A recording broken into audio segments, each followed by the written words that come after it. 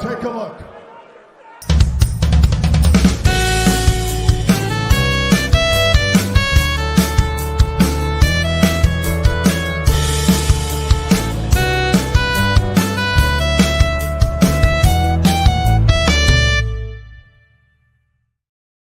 March the 18th, 2024. I am Agile Pearl. It's time to get in the weeds. Jeremy Lambert is here. I'm back in the bunker, so you know the show's going to be great. Talking into a laptop, but I got a microphone that works. Shout out to Long and McQuaid in Toronto. Jeremy Lambert's here. The chat is here. The Rock is dropping bombs. How you feeling, Jeremy? Oh, it's another day, another dollar. I guess I'm well. I've had a weekend, Joel. Not as fun as your weekend. You know, you were all over the WrestleSphere this weekend. Yeah. So Saturday I was at AEW Collision in Ottawa, and last night I had the pleasure, and I do mean that, of checking out Evil Uno's Mystery Wrestling. And for those who haven't seen it yet, he streams it live on his Twitch channel, twitch.tv/Evil Uno. I'm giving you the plug because we did an interview too that'll be up on Fightful soon enough.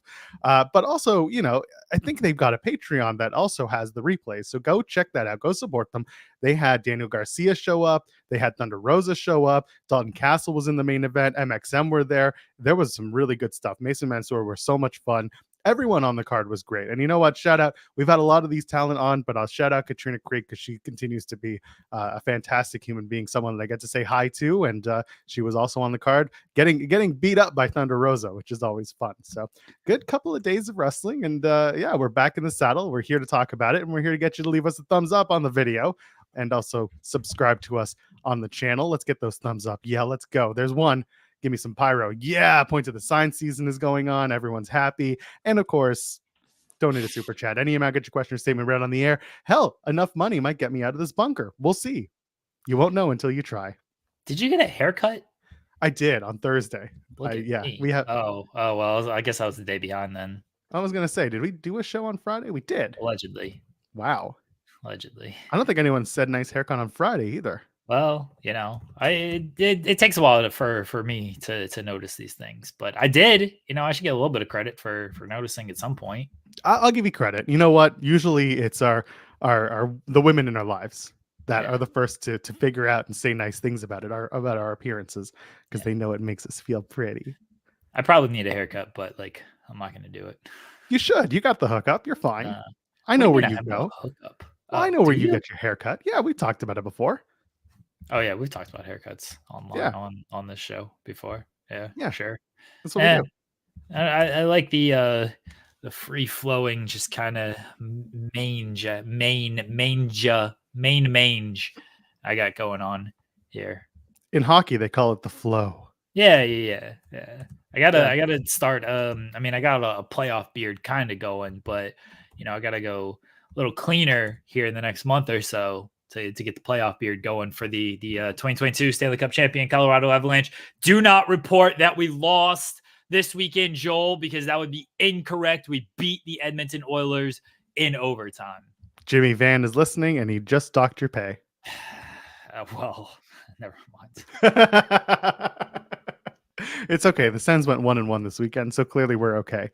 And the Ducks were losing last I checked last night, so I doubt they came back from that. If they did, someone's in the chat. They'll tell me who's going to do it. I didn't pay attention to the other teams. No other team really matters when your team is near the top. You just worry about yourself, Joel. That is accurate. Other teams. Yeah, no, that's true. Hey, how was your weekend otherwise? Did you do anything fun?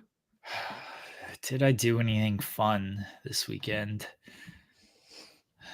No. Oh, I'm glad we did this. Thanks for watching, everyone. We'll see you on Wednesday when we talk about AEW Dynamite. It was a fine weekend. No, went to the park. You know, hooped a little bit. Did that. I ran. I got back on the trail. First run of the season. You know, I haven't run since the summer, really, because the falls and winter in Ohio. I mean, every season kind of sucks in Ohio. It's Ohio. That is true.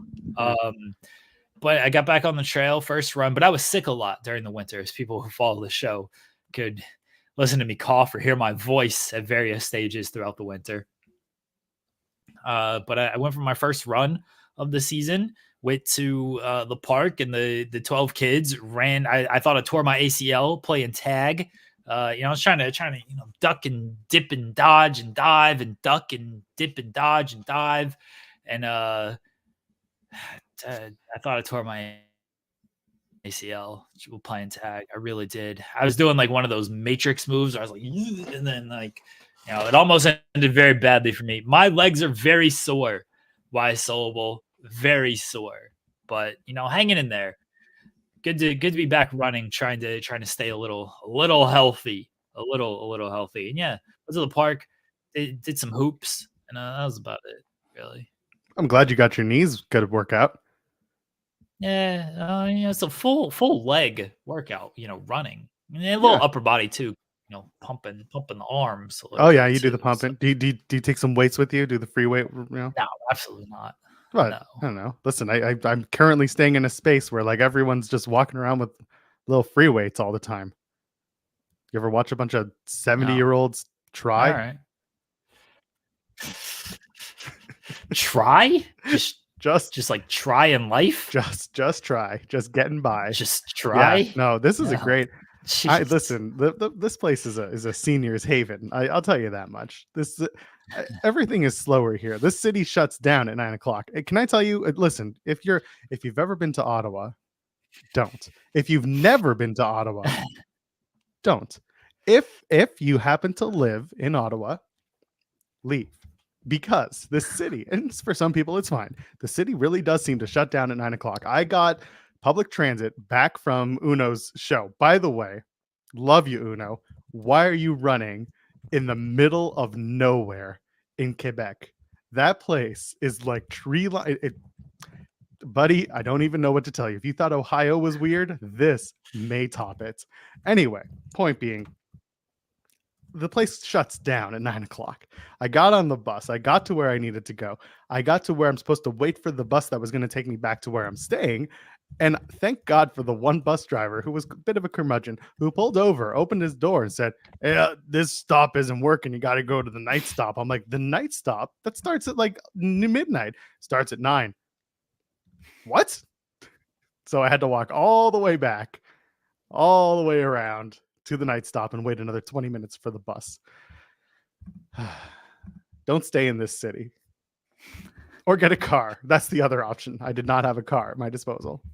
Well, can't help you there, Joel. Just can't, Listen, I guess you called out Evil Uno for Nope. For running where he ran. And just Nope, I didn't. I did now, but let's just say I didn't. You said I called out Evil Uno for running where he ran. Yeah, you literally just did that right now. This is going to be a show, ladies and gentlemen. I'm scared. What's the worst that could happen? Andrew Zarian shows up 40,000 feet in the air. We tried that. Didn't work, unfortunately. Failed so bad. Yeah. Yeah, people are telling me to steal a car. That was a good idea. I probably could have. You know what? That's right. Anyway, wrestling was on. Allegedly. I mean, I was there. Shout out to AW. My seat, they put me on the floor, Jeremy Lambert. Why? I don't know. I didn't like it. Actually, I did. Thank you for that. But someone was asking me on the Fightful Select Discord, by the way, again, the Discord, we have it in the Weech channel there. They're asking me where I like to sit when I go to a show. And I was explaining to them that, when I went to NXT TakeOver in 2016, I was sitting opposite Hardcam because I was one of those guys that thought, oh, it's going to be that. You'll be on TV, blah, blah, blah. And then I was like, I'm just staring at asses all night. It's just butts. And that's all it was. And all my photos are just butts because you're playing to the camera. The crowd is secondary. I mean, some people enjoy that. And that's what I said. Some people are into that. I happen to not be one of those people. I want to see facial expressions. Wow. Joel Pearl hates ass, confirmed. I can never be part of the Iron Savages. I'm sorry. What's wrong with you? Wait till I tell my guy Jack Jameson. He was there and I didn't get to say hi. And Jack Jameson and Bronson and Boulder, you're never going to be part of the ass eating crew. I know. I'm honorary ass eating crew. That's fair. Yeah, you're right up in that. in the Savage sauce. Love Anyway, those guys. so I used to be that guy who wanted to sit in those seats, and I did, and then I didn't. So now where I want to sit is normally next to the hard cam because then you get everything. Unfortunately, the hard cam Not ass. well, that's true. Well, sometimes you just not as much. Anyway, hard cam was tarped off. I know that people get all weird about, oh, tarps. Wow. Listen, largely it's typically tarped off. Or Tarped the hard cam side. that's right. Can't believe it. Cities in shambles. It's not like the entire 300 section was also tarped off. It's just the way Who it is is. calling you, Joel? Let's find out. Oh, that would be the Ottawa Hospital, but that's not important right now. Do you It's need not to for me. go? No. There are other Okay. people in this house. All I right. probably could have unlocked that or unblocked. I could have done something with that phone. Anyway, so they put me on the floor, which You was could unexpected. turn that some bitch sideways. Yeah, that's right. I get to the venue, I go to the box office, I get my ticket. They gave me the media pass, which I was like, this is wholly unnecessary. I'm not doing photos. I didn't bring a big camera. There's no post-show press conference. I'm not going backstage. But the one thing that it did afford me, which was nice, was that once we got to the Ring of Honor tapings, because that's really when I tried it, they were like, yeah, you can go just stand by the production laneway where everyone's walking back and forth. They were like, yeah, you can just go stand around there. Most other people were just going to kick out. But like, as long as you're not actively in the way, just, you're fine. So I did that for Ring of Honor tapings and stood there and chatted with people. I saw our friend Arvalo, the AW Spanish announce team member. Oh, okay. The guy we interviewed not too long ago. So I got to say hi to him and have a good chat with him. He was doing Ring of Honor taping alone. So he was just kind of sitting there doing it and having a good time. But yeah, we got to say hi to him, and that was Collision and Ring of Honor. The matches don't matter because you all saw what happened. What did happen on Ring of Honor? I sent you the results. You sent me the results. With no header. My reply was just, what the hell is this? Which honestly, fair. You could look at all those names and you wouldn't know what that was from. Now, obviously, I knew like what it was because you did put like ROH Women's TV Title Tournament semifinal, whatever. Like, I'm not deaf. I think you'd be blind at that point. Yeah. Daft. I think daft. I think daft is the word you're after here. Yeah, I think that was the word I was looking for. I'm not Daft Punk.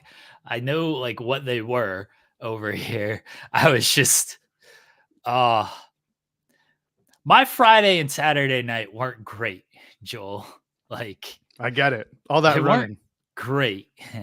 So you sending me more work to do was not the thing I wanted to see after the Friday and Saturday night that I had, especially my Friday night. Oh, I was heated on Friday night. I was heated. I almost got into a run-in with CM Punk. Really? Yeah. Wow. What happened there? I'll tell you off air. Okay. I'll tell you off air. I don't want to talk off about it. Shout out to Corey Brennan, by the way, who did join us on Friday to talk about that story before it dropped on Select. I was so heated on Friday, though, that's CM Punk showed up at work and tried to take food off my table. What are all these terms, right? This is what people like to say, right? Yep. Yeah. So I was very angry on Friday night because of CM Punk showing up.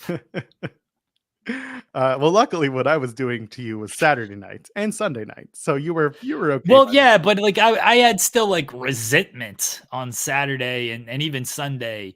I was still like mad about Friday and then everything that happened on Saturday and Sunday, and all you did was just create more work for me, Joel. Like that's all anybody does around here is create more work for me. Tell you what, in the future, I'll send it to one of the other writers to run.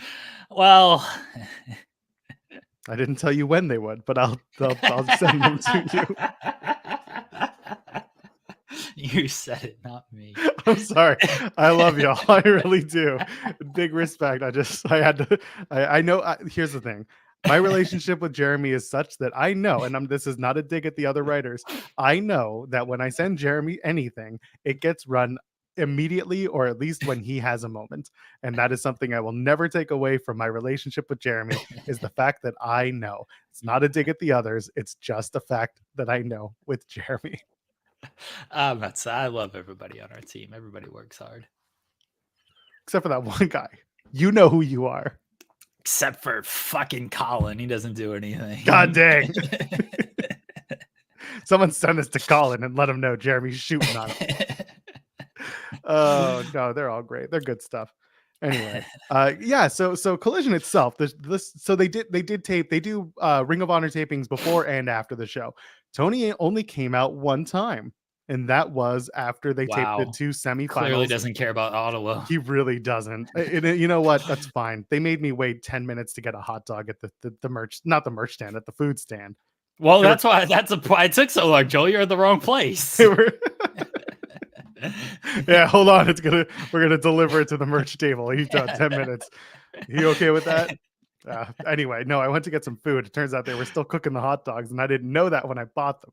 So they were like 10 minutes. I was like, I'm really hungry, but okay, I'll be nice because I'm wearing this media badge. So anyway, Tony came out, did his hill. We love Ottawa. It's the best city in the world. And I was like, why you gotta lie to the people?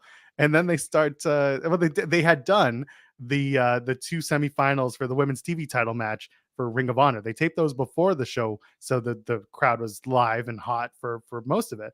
And then they taped Ring of Honor afterwards, which they said, hey, we're going to do Ring of Honor, Shida, Athena, Evil Uno, all these people in action. But of course, Uno's hometown, and I really do appreciate that AEW both put the machine behind him this weekend. And also that, as you'll hear in the interview, he was the one who stepped up and wanted to do it. And he said, you could have sent the Jerichos of the world out there, and they would have. But in the case of Ottawa, he said this is a homecoming, this is an opportunity, and so he took it, and he did really well. I think a lot of the local promotion for AEW that Uno was doing was really solid stuff. So it was good. The show itself, once we get into Collision, listen, you watched the program on Saturday. The wrestling was, I hope so. The wrestling itself was really good. Opening up with Shibata and Danielson was not a surprise, but definitely a pleasant one. And that match alone was worth the price of admission if you were there live. And then the rest of the show just flowed. It was just a really solid wrestling card from top to bottom with a little bit of storytelling. I appreciated, and I know some people tried to give flack for this. I appreciated that the open house rules match for the TBS title involved a stake that would play into the match later in the wild card match for the tag tournaments. That works for me. I was more than happy to see that. So yeah, there was just some really solid wrestling. The infantry winning took some of the crowd by shock, to which I turned to them and said, y'all don't watch the show very often, do you? Yeah, they were setting up infantry and FTR last week. That's right. And Malachi wasn't in the match, so they could lose. That's right. And so like the match was great, but once they started going more than 2 minutes, that's when I was like, oh, that's right. I kind of had to clue in because I don't know, commentary may have been talking about it, but obviously I don't have commentary in my ear listening for like those little cues, like, oh, they've been talking to FTR. No, at that moment, after the match went more than 2 minutes after the beatdown from House of Black, I was like, oh yeah, no, this makes sense. The infantry is going to win and they're going to have a match with FTR. And that's what happened. But the match itself was really well done. Mark Briscoe coming out and doing the finish was interesting enough. Malachi Black walking out of his what looked like his hot sauna in his robe and just being like, who dares disturb my slumber? And then having to stare at Mark Briscoe was a bit of a unnerving moment. But they I don't know when they went to break for that, but they milked that in the live crowd. The Briscoe and Malachi, and Briscoe's just mouthing off as Malachi's just staring off in the distance. Yeah, they showed a lot of Mark, continuing to trash talk the entire time. And they were definitely setting up infantry and FTR, so I wasn't super stunned by infantry winning. The bracket itself was revealed on Rampage, so we haven't really talked about it. God, the rankings are back. Are they? This is the first I've heard in months. A little, it pops me. It truly does, because like I don't care about this stuff. But if I were invested in this, and I saw some of this on Friday night where people are like, "Where's like Blackpool? Where's Moxley and Claudio?" And this, they beat FTR. They were the number 2 ranked team a month ago when the rankings were back. Like, why aren't they in this? It seems designed for an FTR Young Bucks final. I don't think it's gonna be that, though. I don't know. I don't know who else it's going to be if it's not them. Bucks, I feel relatively confident in. Yeah, but what if It, Private Party wins again? nah. That would be that would just be funny for those who have watched AEW since inception. But I agree, it probably shouldn't be that way given where the Bucks are right now. Yeah, I think the Bucks will be in the finals. The FTR side feels a little too obvious, and that's why I don't know if it's gonna be them. Maybe the infantry just goes on this run and they're in the finals. Let's do something different here. Let's put the infantry over strong. I did on one hand I like the stipulation for Julia and Trish of like, all right, the winner gets the loser banned from ringside for the main event match. On the other hand, I never understand these idiots when they pick their little house rules stipulations. Like, what does this benefit you if you lose? You're banning yourself from ringside. Why aren't these people smart enough to pick stipulations that like fully benefit them? I never understand that. This is when wrestling, I know, suspend your disbelief type of thing, but like, I'm trying to win. All right. My rules would be you got to pin me for like 100 count. I got to pin you for a 1 count. So that's the rule. So this is what I love. Going back to Mystery Wrestling, this was one thing that I really loved. They did two things that were just so ridiculous that it was fantastic. Extremely relaxed. Yeah, That was ruled. extremely enforced. But the problem was, we in the crowd were told it was an Extreme Rules match. And after the match, we found out it was extremely enforced because they started doing all these DQ spots and it ruled. And then the other thing was in the main event when they did the Psycho Mike has a doctor's note, and the doctor's note says he can have the no holds barred stipulation. That's exactly what I think about when you're talking about all of the presentation in AEW with the open house match. I will never understand when you get to pick the stipulation why you don't pick stipulations that fully benefit you. Imagine like a basketball team. Sorry to invoke basketball. How into dare this. you? It's not But Tuesday. You get the Lakers and the Warriors. This is a big game on Saturday night. I believe when this game happened.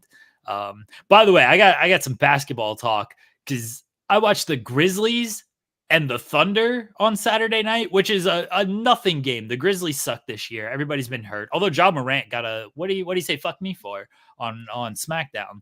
But the Grizzlies are bad this year. The Thunder are really good. But they did a wrestling theme night. Jerry Lawler, Jeff Jarrett, Satnam Singh. That's right. I wrote 3 articles on this nonsense. They play it out throughout the entire game? Yeah. Jeff Jarrett is a genius. So the first quarter is Jeff Jarrett's cutting like this heel promo from Grind City Wrestling on who was Dave Brown was there, AW legend Dave Brown and Dustin Starr from Memphis Championship Wrestling. They were there. Jeff Jarrett's cutting this heel promo of like Grind City Wrestling sucks, Memphis sucks, like it's all about Nashville and everything.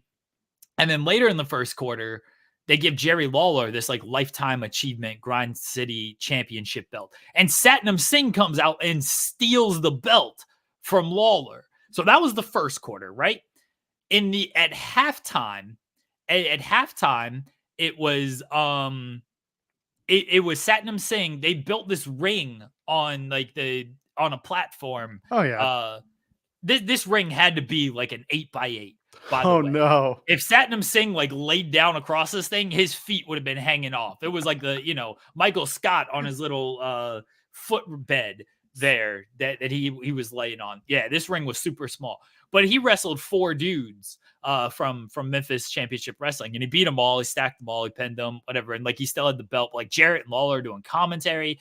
And then in the third quarter, they had Super Grizz, the mascot. He came and he beat Satnam Singh and got the Satnam Singh, not Satnam Sting, which would be that would have been great. Why didn't we do that going into Sting's retirement? But Super Grizz beat Satnam Singh in the third quarter. to get the belt back and everything. This was a game-long storyline that they did, and I wrote an article for all of it. And like this never would have happened. I would have done like maybe one article if I'd seen Jarrett. Like because I'm watching the Memphis and the Thunder game on Saturday night. I'm like, oh geez. I literally like I'm watching Collision on one screen, then I got the Thunder game on another screen. And like I look up and I just hear pre-woo, pre-woo. I'm like, oh, what the hell are they doing at this game? And then I see Jared on there doing his big speech and stuff. And I'm like, oh my God, I'm gonna have to do an article on this. But like I didn't at first because it was Jared doing a promo. I was like, it's fine, whatever. Like just Jared cutting a promo. But then they did the thing with Lawler and stealing the belt, and Satnam Singh was there. I was like, oh shit. Like now it's a whole thing that I gotta do. Anyway, imagine the Warriors and the Lakers, big Saturday night game here. And it's like, hey, Steph Curry, you get to pick a stipulation for this game. And Steph is like, you know what I'll choose for this particular game here? I'll choose we both get 4-point shots. If you shoot it from half court, that's worth 4 points. It's like, okay, why would he do that? Why wouldn't he pick like, hey, Anthony Davis can't play all game, which kind of happened because he got hit in the eye and he only played like 12 minutes anyway. But why wouldn't he pick like, hey, Anthony Davis and LeBron can't play all game? Or yeah, Keyshawn says threes count for 5 points for us, but they count for 2 for the Lakers. Well, every shot is worth 2 points for the Lakers. All 3-point shots are worth 5 points for us. Why wouldn't he do something like that? Let's be factual. Keyshawn says threes count as 100 points, not as 5. Right, but like, why wouldn't he do something that just benefits the Warriors? Why would he be like, logo shots are 5 points, no matter which team? No, that's stupid. Steph Curry would be like, yeah, every point they score is worth 1. Every point we score is worth 5. Good luck. That would be the smart thing to do. Yeah, it should be. I get a 1 count victory. That's what would happen. I don't understand it. All I'm waiting for is for someone to be like 1994 WCW rules, and then you have you have Tony, because Tony's on commentary. He experienced that madness. He gets to explain 1994 WCW rules. No over the top rope. Yeah. DQ. You lose. Can't come off the top rope. You get like a 5 count on the top rope. That's right. Everything. Oh man, could you imagine? What if like we need that in like an Osprey match or something? Like no dives. No do flippy stuff. William Osprey. You can't do any of it. Osprey's still great. He's still a great striker. Well, that's what someone should do. None of this flipping stuff out there. I was hoping we were going to see him on Saturday because, Danielson interrupted Will Ospreay after his match the week before to set up the Dynasty match. And I guess because the Dynasty match is official, that the whole thing is that Ospreay didn't need to be there because it was a setup for Shibata and Danielson to team up and be pally pals now, right? Because of the Claudio and Lance Archer match that ended in a DQ, which doesn't happen very often. But no Ospreay, and that's okay. But they should have a no flips, just fist match. I really want Ospreay against Claudio. That'd be a great match. I think they'll get there. It's a match worth having. Yeah. Ospreay has to clear the table now. He has to face every member of Blackpool Combat Club.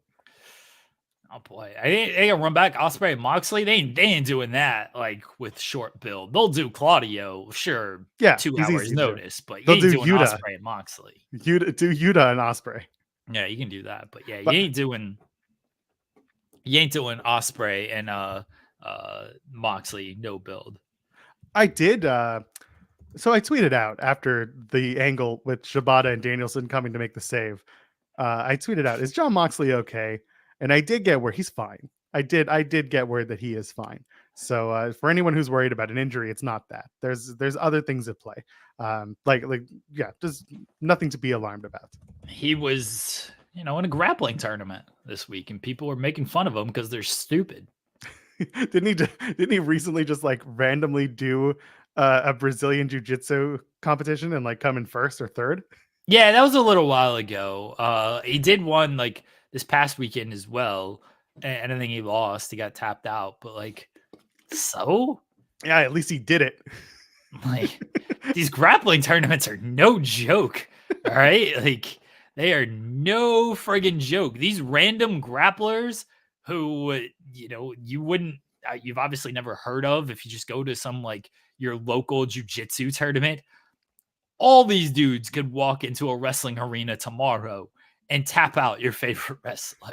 Like, sorry, they just could. That is the whole point of jujitsu. Is nondescript dude number one can walk in there and tap out your favorite wrestler in the world. That was the whole thing it was founded on with Royce Gracie and all this stuff, where it's like, oh, we're going to put this 300-pound guy against this 150-pound Brazilian. This is going to be no match. Yeah, the 150-pound Brazilian is going to pretzel his ass. Yeah, but Butterbean has a return fight coming up. Oh, man. I'd like to see Butterbean in some company. Who should Butterbean box? Well, he's doing the boxing match. Isn't he doing the undercard on the Jake Paul Mike Tyson fights? Is he? I thought I saw something, unless that was a Tom's Custom special. That might. Well, it could have been. Well, the boxing equivalent to that, which I'm pretty sure is just Carlos Cole Radrick, bless him. He wants to get punched by Butterbean. God bless. I'm trying to I actually want that. I don't want it to happen. I love Cole, but Cole's willing to do it. So like I can't feel that sorry for him. I want to see it. I do want to see like Cole just like try to fight Butterbean and just see what happens. I'm fine with it. Listen, if they do that, I think that if it is true and Butterbean is working that undercard, then that rules, because the dude is like currently on the upswing. Like, he's done the DDP stuff. He's having a career resurgence. If it hasn't been announced and it's not currently on the card, I would love for them to find him an opponent. Let's present factual information. Let's take a look. I would do it, but I'm working on one screen today, so I'm pretty limited. We'll take a look, and then we got a super chat from Chi-Town Spurs that we can address after that. Talk a little bit of New Japan, and then we can move around as we do. I don't see any news that Butterbean is on the Mike Tyson card. Everything is about like he lost a lot of weight. He wants to have one more fight, but there's no actual news that he's fighting. Okay, so I probably just saw someone's custom trying to get the fight going. Which, you know what? Like I said, if you're gonna have him do a comeback fight, the Jake Paul Mike Tyson fight is probably the perfect place for two reasons. One, the eyes, and two, the absolute ridiculousness that is already happening in the main event. How much money would it take for you to fight Butterbean, Joel? A lot. Okay, throw a number out there. Let's see. Canadian healthcare is free as it is. I still need premium care for the brain damage, and then the long-term effects of that. I probably let's just take a dive. I mean, that's fair. I mean, like, listen, if I ask some people, maybe let's call it about 25 mil. 25 mil? Yeah, okay. Yeah. I see Kai. See, I'm taking a dive immediately. Like he's gonna throw that jab out there, and I'm going down. Like I'm getting my hands up, and I'm going down immediately. Yeah, but then fans are gonna boo you, and you'll become I don't give a shit. I'll wipe their tears with my money. How much money are we getting? I'll do it for like, $1 million. I do it for $1 million. I ain't taking an actual punch. Buddy, $1 million ain't doing that much these days. A lot of people are millionaires. Not a lot of people are 25 millionaires. I mean, I'll do it for $1 million though. I'll take it for $1 million. Okay. Because I ain't taking a punch. Again, hands kind of up, and then down. What if you only get paid if you last 3 rounds? The Lucius effect. All right, so I gotta go 3 rounds. You gotta go 3 rounds with the bean. Ooh, all right. Now you're gonna have to up the money. Yeah. See, I'm thinking, if you're gonna take a fall, you got to make it worthwhile. You got to make it believable. Okay, so now I'm thinking, I'm thinking at least. I don't, because like I can't clinch up with him. He's a big dude. Like he'll punch me in like the gut, and that'll knock me down too. Oh, he's done. Yeah, he's got a forearm there. Yeah. 25 is probably minimum. Now we're talking. If I got to go, more than that. If I got to go 3 rounds, that's the thing. You got to last 100. Yeah. So I got to go 3 rounds of like. But see, I'm not gonna make it 3 rounds. He's gonna easily knock me out in 3 rounds. Do I not get paid if I get legit knocked out? I mean, I would assume your pay is substantially cut, like maybe 50,000. 50,000. Yeah. Fuck that. Are you saying you'll take the 50,000? No. Yeah, that's what I'm saying. So you got to last actually get hit by him. That's the thing. No, I'm not doing that. See, look, you got to. That's the conundrum at play. If I get 20, if I get 25, 50 million guaranteed, like if I get clean knocked out, but I'm getting 50 million, maybe. I don't know, man. I would like if I gotta fight him for real, and if I can't take a dive, maybe. See, like you can't run, and like you can, but well, like, you could circle and because but the a sweet ring science is dead. Yeah, but like a ring, like you can easily be cut off. You can get cornered and cut off and everything. How much training am I getting here too? Like how much time do I get to prepare for this? You know what? We'll be nice. We'll do 6 months. All right, 6 months. Gonna give you a good amount of leeway, given that you're both gonna need some time. Yeah, he gets 6 months too. That's a problem. Well, yeah, he's got a head start of a few years, but also like he's had the detrimental few years as well, where he's just Look, I'm not trying to. I don't need 6 months to learn how to throw a punch. I ain't throwing shit. I need 6 months to like learn how to avoid it, angles, how to get in and out, type of thing. That's what I need 6 months for. 6 months of defensive drilling. Yeah, I don't need 6 months to jab, straight type of thing here. I don't need 6 months of that. I got enough fight night experience to know what combos work and everything. I need 6 months of ins and outs and bob and weave shit here.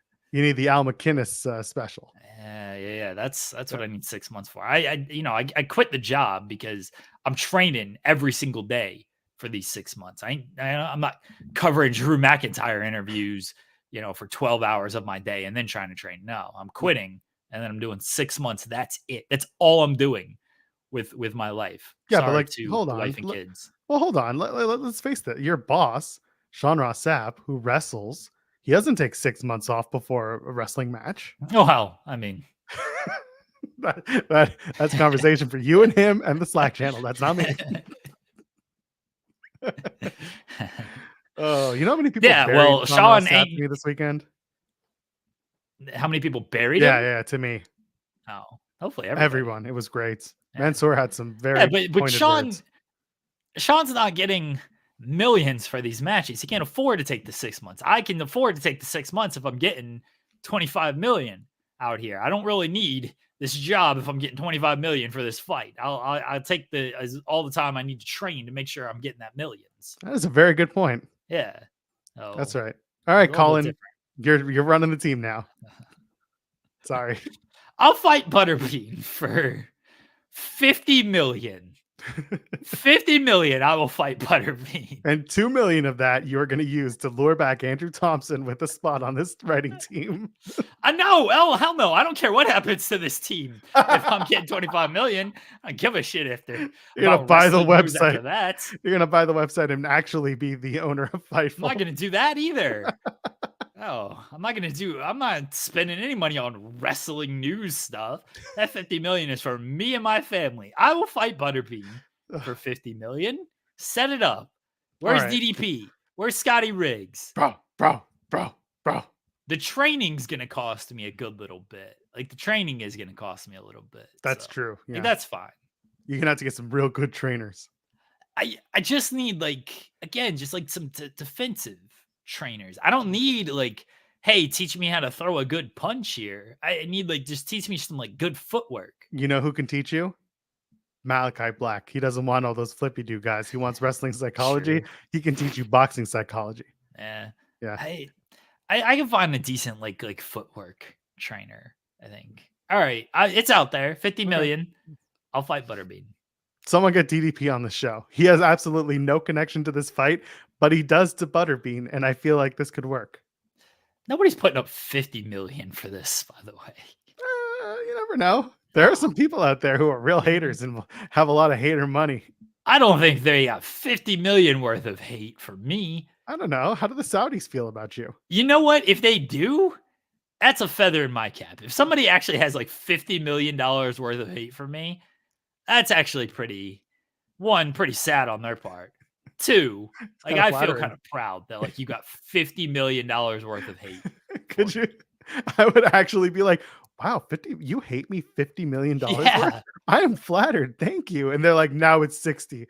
Oh my God, that's so nice. Thank you. 75. Do I keep going? Like that's a lot of money to hate somebody for. Yeah, I think so too. Ryan Sullivan's doing it for $50K. My God. I told you, man, you can't do that. You can't do $50K. It's not worth it, especially where you live. Man, it ain't gonna go that far. I gotta go big. Yeah. If I'm gonna do this fight, I'll do 50 million. Yeah. Because the whole plan is you go big and you're gonna go home. Yeah. I'm definitely like getting.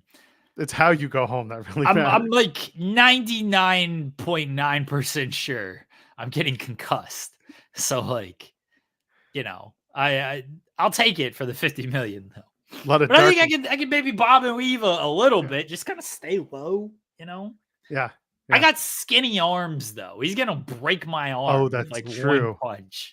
Yeah, he might really do that. I do know for a fact that you have skinny legs and. The wife has entered the chat. Okay, don't say anything that would get us demonetized. 50 million?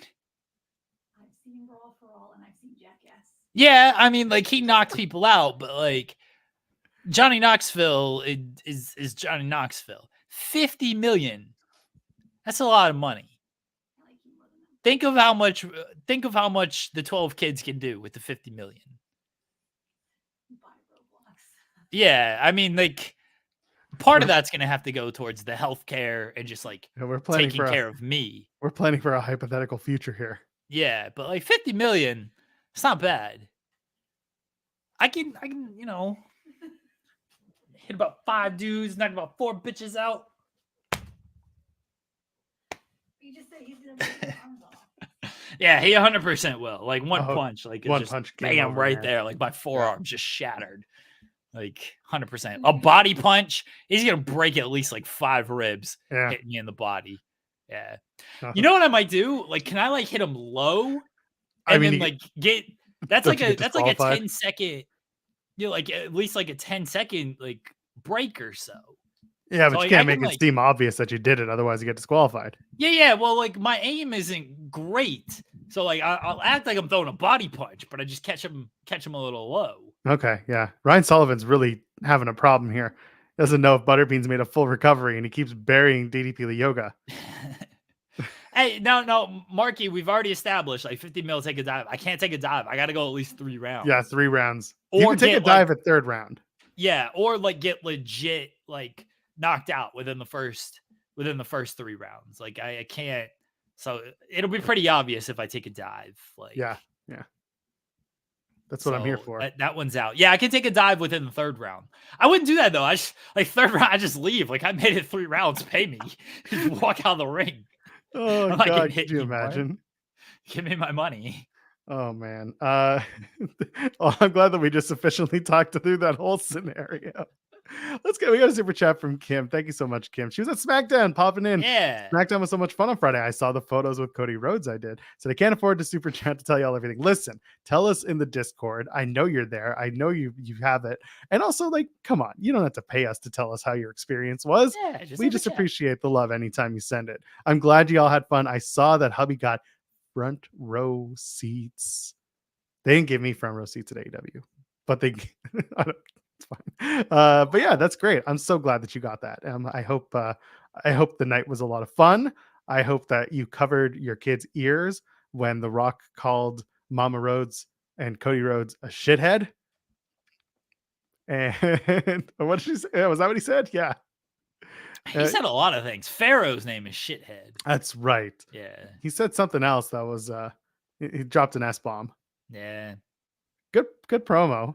Rock officially cannot play his guitar anymore. had to enlist other people he had to do other it. people. And he Can't had play not that one note. And so we sat here like last week or 2 weeks ago when this whole rumor of the Rock concert came, and we like dissected what they were going to do. And then I think by the end of it, we came to the conclusion it's just going to be Rock strumming that stupid E minor chord while he sings over it. We were most of the way there. Strumming that E minor chord, baby, we did it. He can't play that note No, anymore. It's very sad for old Rock. I guess people are upset because I don't know how much I buy this report. I don't either. Yeah, but like they're upset that Rock gets the curse and nobody else does on social media. I want to drop an F-bomb on my promos. Too bad, Ricochet. Just do a social media promo and upload it. See what happens. Exactly. If you get told no, then all right, that you'll learn. But like, I'm more upset that Rock, he does this 8-minute promo on social media on Friday, and it's the same thing that he said in the promo on SmackDown. It was the exact same promo. Like the Rock concert was new, but after the Rock concert, his whole promo was, I'm going to take this belt, I'm going to whoop your son, blood and tears, and I'm going to hand you this belt. Pay attention, meathead. You're saying the same shit you already said on social media. Yeah, but who's watching? Who's watching all 20 million followers of The Rock on social media? That's really what the social media promos are for, to me, is Rock basically like workshops his promos with all his curses on social media. And then he's like, all right, that got over pretty well. Now I just need to take out the curses, truncate it by a minute, and then I'll just do the same promo on SmackDown. That's all he's doing. It was literally the same. After he did the Rock concert, I'm like, I've heard this. He even set it up the same as like, take a look at Cody crying.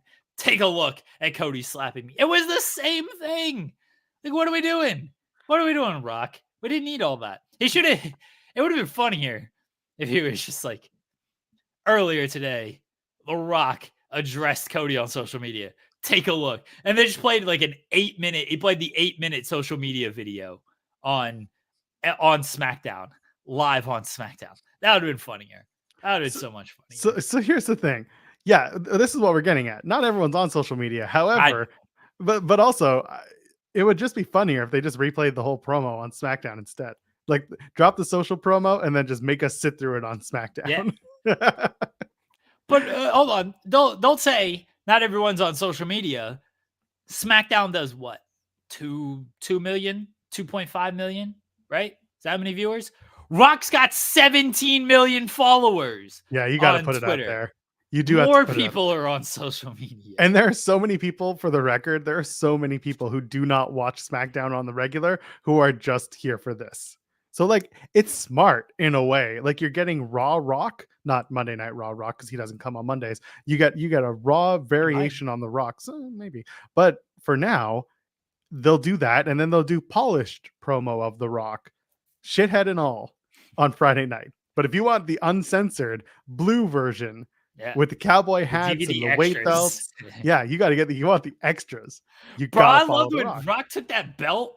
And he was like whipping his hand twice on social media. He whips it twice. And then he's like, fuck, that hurt. And so he whips his arm after that. You can just see the gears turning of like, I ain't hit my hand again. That shit hurt. Then he whips his arm. Like, bless him. He was fucking committed to whipping himself with that. I love when he like stops his promo. You know, he's I had the goosebumps. The mana is running through me. Like he's committed to this shit, man. Bless him. He was drinking. Rules. He was drinking the Terramana. Oh yeah, you gotta throw back the Terramana before all this. He had the Hollywood Rock theme. Yeah, that was back fun. as well to pop the people. Yeah, Kim's here saying that Kim was saying she didn't know the Stardust was on the screen until she rewatched it, and then the entrance is amazing live. That would be something that you have to go and see. They do the electricity, they do the lightning, and then just this particular entrance doing the new theme. Like it was a good presentation. It looks like they really have dialed in whatever this version of the Rock is supposed to be. And you know what? I really liked this promo. it did go all over the place in terms of like babyface heel. Yeah. But you know what? But here's the I thing. think they figured out. I think they figured it out. You're gonna get cheered because you're The Rock.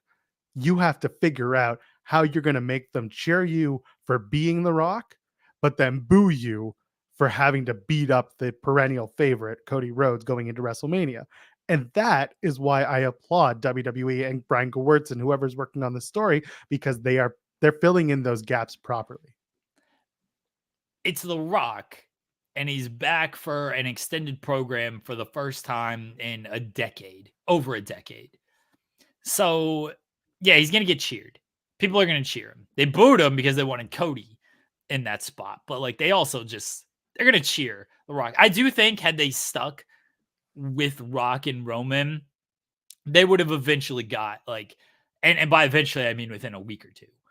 Like Rock would have been cheered in that, and people would have just not forgotten about Cody, but they're like, all right, you know what? We're getting Rock and Roman. Like, we're going to cheer this. Rock's going to get cheered. Hollywood Rock got cheered because he is a cool heel. People love the little jokes. They love the Rock concert and everything. The material is all heel stuff, though. Sometimes you just can't help. Like, you're going to get cheered because a lot of companies have this issue. People are just going to cheer cool wrestlers. They're going to cheer cool shit, no matter how much heel stuff they're doing. At least the material, you shouldn't like this guy based on what he's actually saying. This man is threatening to whoop this man so bad that he's going to be in his pool of his own blood and tears, and he's threatening to take away the world heavyweight title that Rollins has. He's threatening to end Cody's story that everyone loves so much. And then he's threatening to hand his weight belt to The Rock's mom. He's threatening The Rock's mom out here. He's threatening the dog out here. All this is heel stuff. He's going to get cheered because of the friggin' Rock.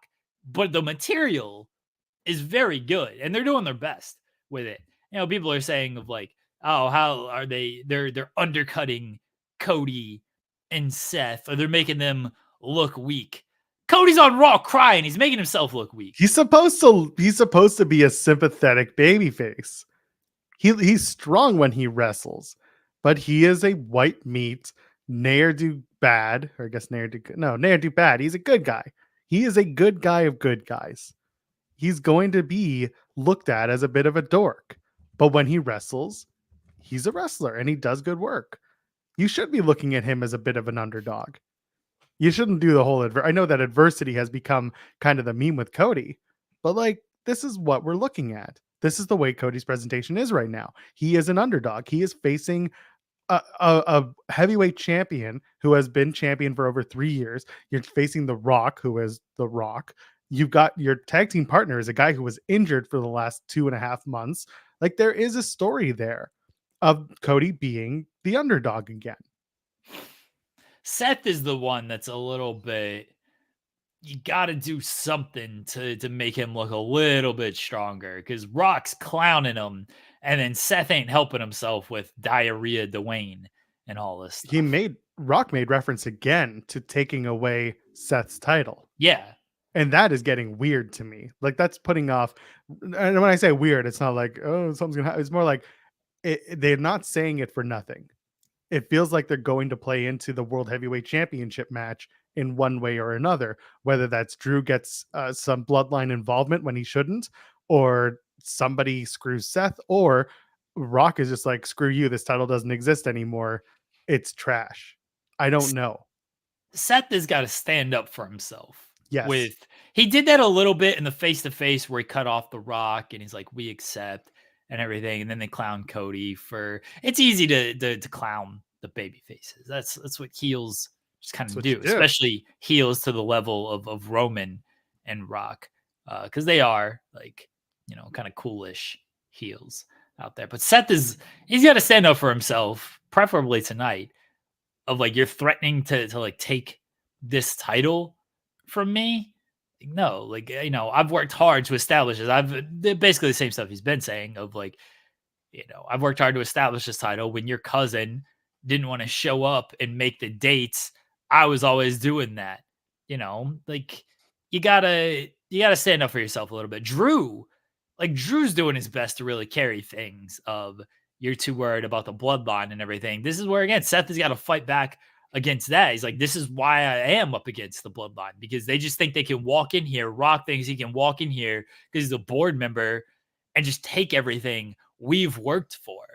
And the Seth Drew dynamic is good, but because it is also bloodline centric, it can get a little bit weird of Seth needs to almost convince Drew of like, you should be on our side too with this. Drew was obviously like, nah, I just kind of want that title. Like, bloodline screwed me over. Yeah, but like, I'm focused on that title. I'll deal with the bloodline later on. They ain't threatening to take that title from me. They're threatening to take it from you. So you need to worry about that, but you also need to focus on me. The dynamic can be a little off on that. Regardless, Seth needs to step up and deliver like a really knock it out of the park promo of against, Rock and Roman and what they've been saying. So do you think that it would be useful for Seth to slap The Rock as well? And I'm a little tongue in cheek with it, but like, let's face it, eventually you got to get a little physical. And Seth has been pushed so far that he should maybe slap The Rock and have his moment too. And then it just becomes like everybody slaps The Rock. He should slap Roman. I wouldn't hate that, but the problem is Seth already has Roman's number, and that's part of the story. Yeah, I mean, I think it's a better story than Cody. So you're not wrong. At least it's longer term. There have been more chapters in that story. I don't know. Like, Seth necessarily needs to slap The Rock, but he does need to like show some fire and fire back at The Rock with more than, again, the diarrhea Dwayne kind of stuff, like that jokey. I know the crowd chants and everything, but I need some fire out of Seth based on what The Rock has said, especially when he's threatening to take the title. Like, you got to fire back at that. Seth doesn't really. He's threatening 2 weeks now. He did it in the big face-to-face promo that they did, and then he rocked it again this past week. Seth has got to fire back at that. I love this. Kim saying Cody was there for the dark match on Friday. He came out, said he missed the first part of the show. What happened? Cody, I was out walking the dog. Yeah. Cody not watching the product. Amazing. Oh, him and Kenny Omega, just best pals. Just like, hey, what happened on your show this week? I don't know. What happened on your show? I don't know. You want to go play some Fortnite? I do. I do want to go play some Fortnite. So A-Shock saying, should Seth swear? Who cares? Why not? Who cares? Let him. If he wants, sure. The swearing is so funny to me. Sorry to cut you off. The swearing is funny to me because it's like The Rock is going to do it because The Rock is The Rock. People can get upset, but then Rock can just turn around and be like, who's the boss? And then they'll be like, that is a good point, Mr. Dwayne. You are the boss. Or they could be like, I don't know, you're fined. And he'd be like, how much? $100? Here you go. Put it in the jar. Donate it to Didn't he say that? He said that. He said that on like the social media. Oh no. Let's see who's calling this time. That's The Rock calling. Oh, that's my brother calling. My brother. Oh no. Yeah. Do you need to answer that? No, someone will pick that up. Okay. I don't have to pay. This is fine. This is now part of the bit. Someone's always gonna pick up. Okay.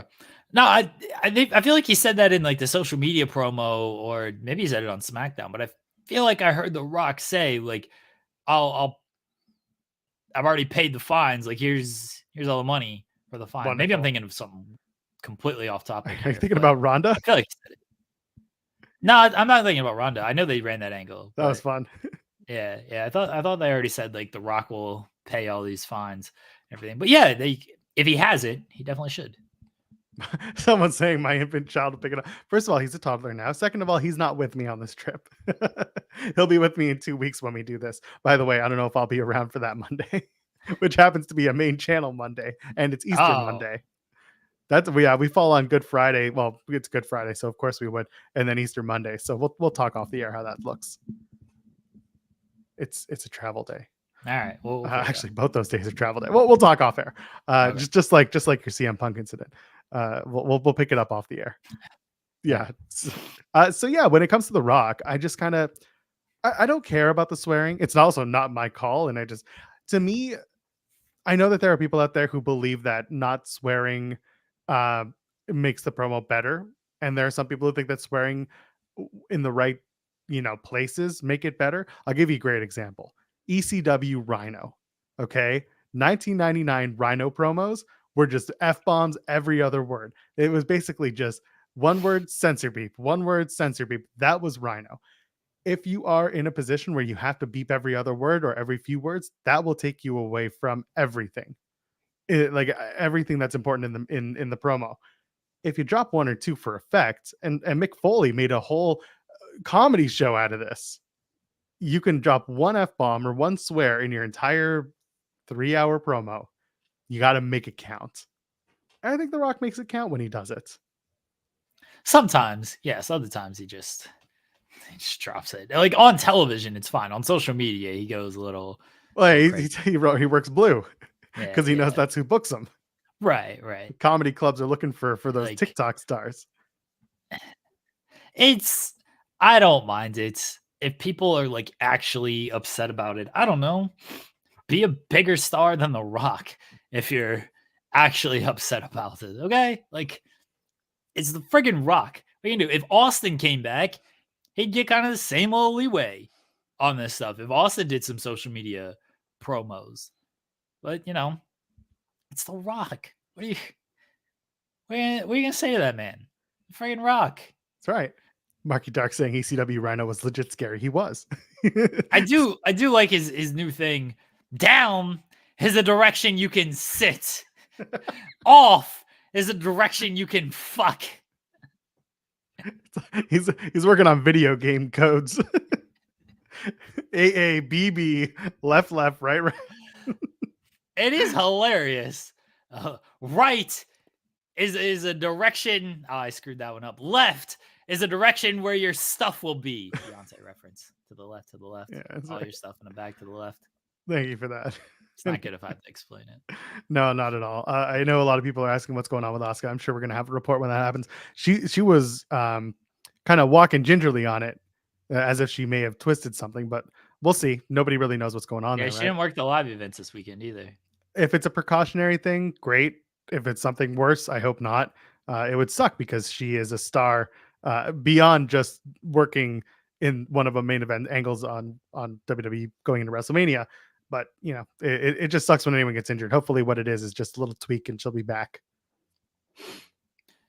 Yeah, Louis saying, first off, I do hope things are good with Asuka. She's able to make Mania. I don't know if she's going to wrestle before Mania or anything like that. I assume they would going to be as cautious as possible. They don't have a match yet, so there is that. Yeah, but they'll be on this show. They'll of course. Put the women's tag team titles on the show. Of course. Yeah.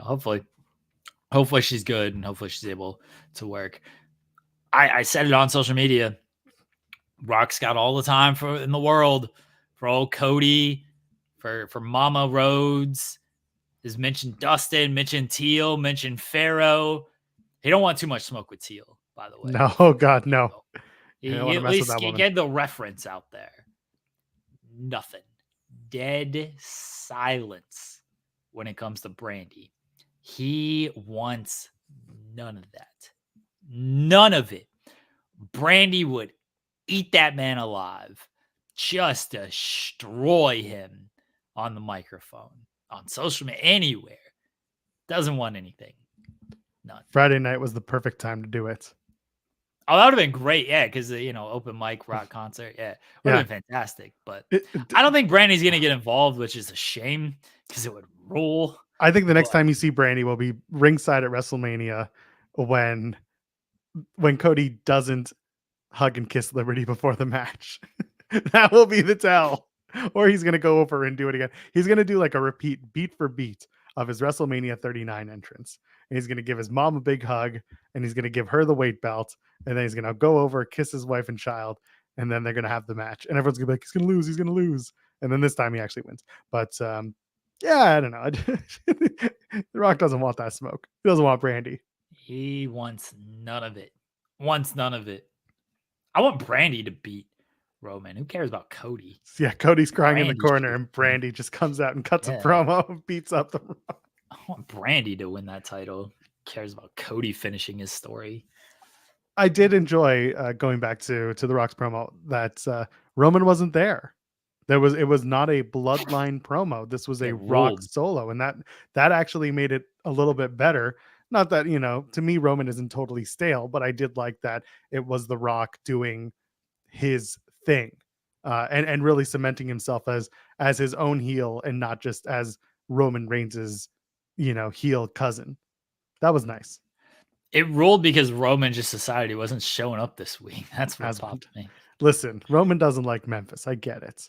Roman's back this Friday, face to face with Cody. I assume Rock isn't on the show this Friday. I don't think he's been advertised for it. I think they'll kind of get week off here and they'll reconvene the following week. Well, put it like this: is the show next week sold out? I don't know. We'll have to check. If it's not sold out by, I'd say, Tuesday, then The Rock will be on the show. You think so? You think he's still? They are on such a string of sellouts. I think they're at 8 or 9 sellouts for TV that they want to keep that going all the way to WrestleMania because that's attracted to investors. That's attracted to TV. I mean, they've already sorted out all their TV rights except for that one gap between Q4. But other than that, it makes it look good if they can say we can do all of these sold out TV events going into WrestleMania. That's a big coup for investors. I wouldn't doubt that they would pull out The Rock for that just to get that extra sellout. All right, I'm trying to find something because the 25th they're going to sell out the Allstate Arena with Punk coming back. They might even do the minimal stage at that point, for all we know.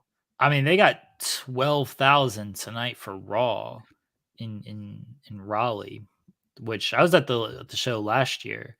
That did 11.8, which is still really good. That that was summer of last year, so they're doing apparently 12,000 a night. I don't see anything for SmackDown this coming week. I might have to go back a while and I don't think that's going to be super updated with doesn't matter. The map here. Oh, here we go. March 22nd, right? Yeah. 10.7 distributed, 10.8 set up. So there's probably 90. There's 90 available tickets, and this was as of March 13th. I'd imagine that those 90 were pretty sold. Okay, so it sounds like no need for The Rock unless they'll call it a sellout if it's not. Exactly, and listen, if it's 90 tickets short, they'll give them a way to get there. So that's interesting, and listen, that's good.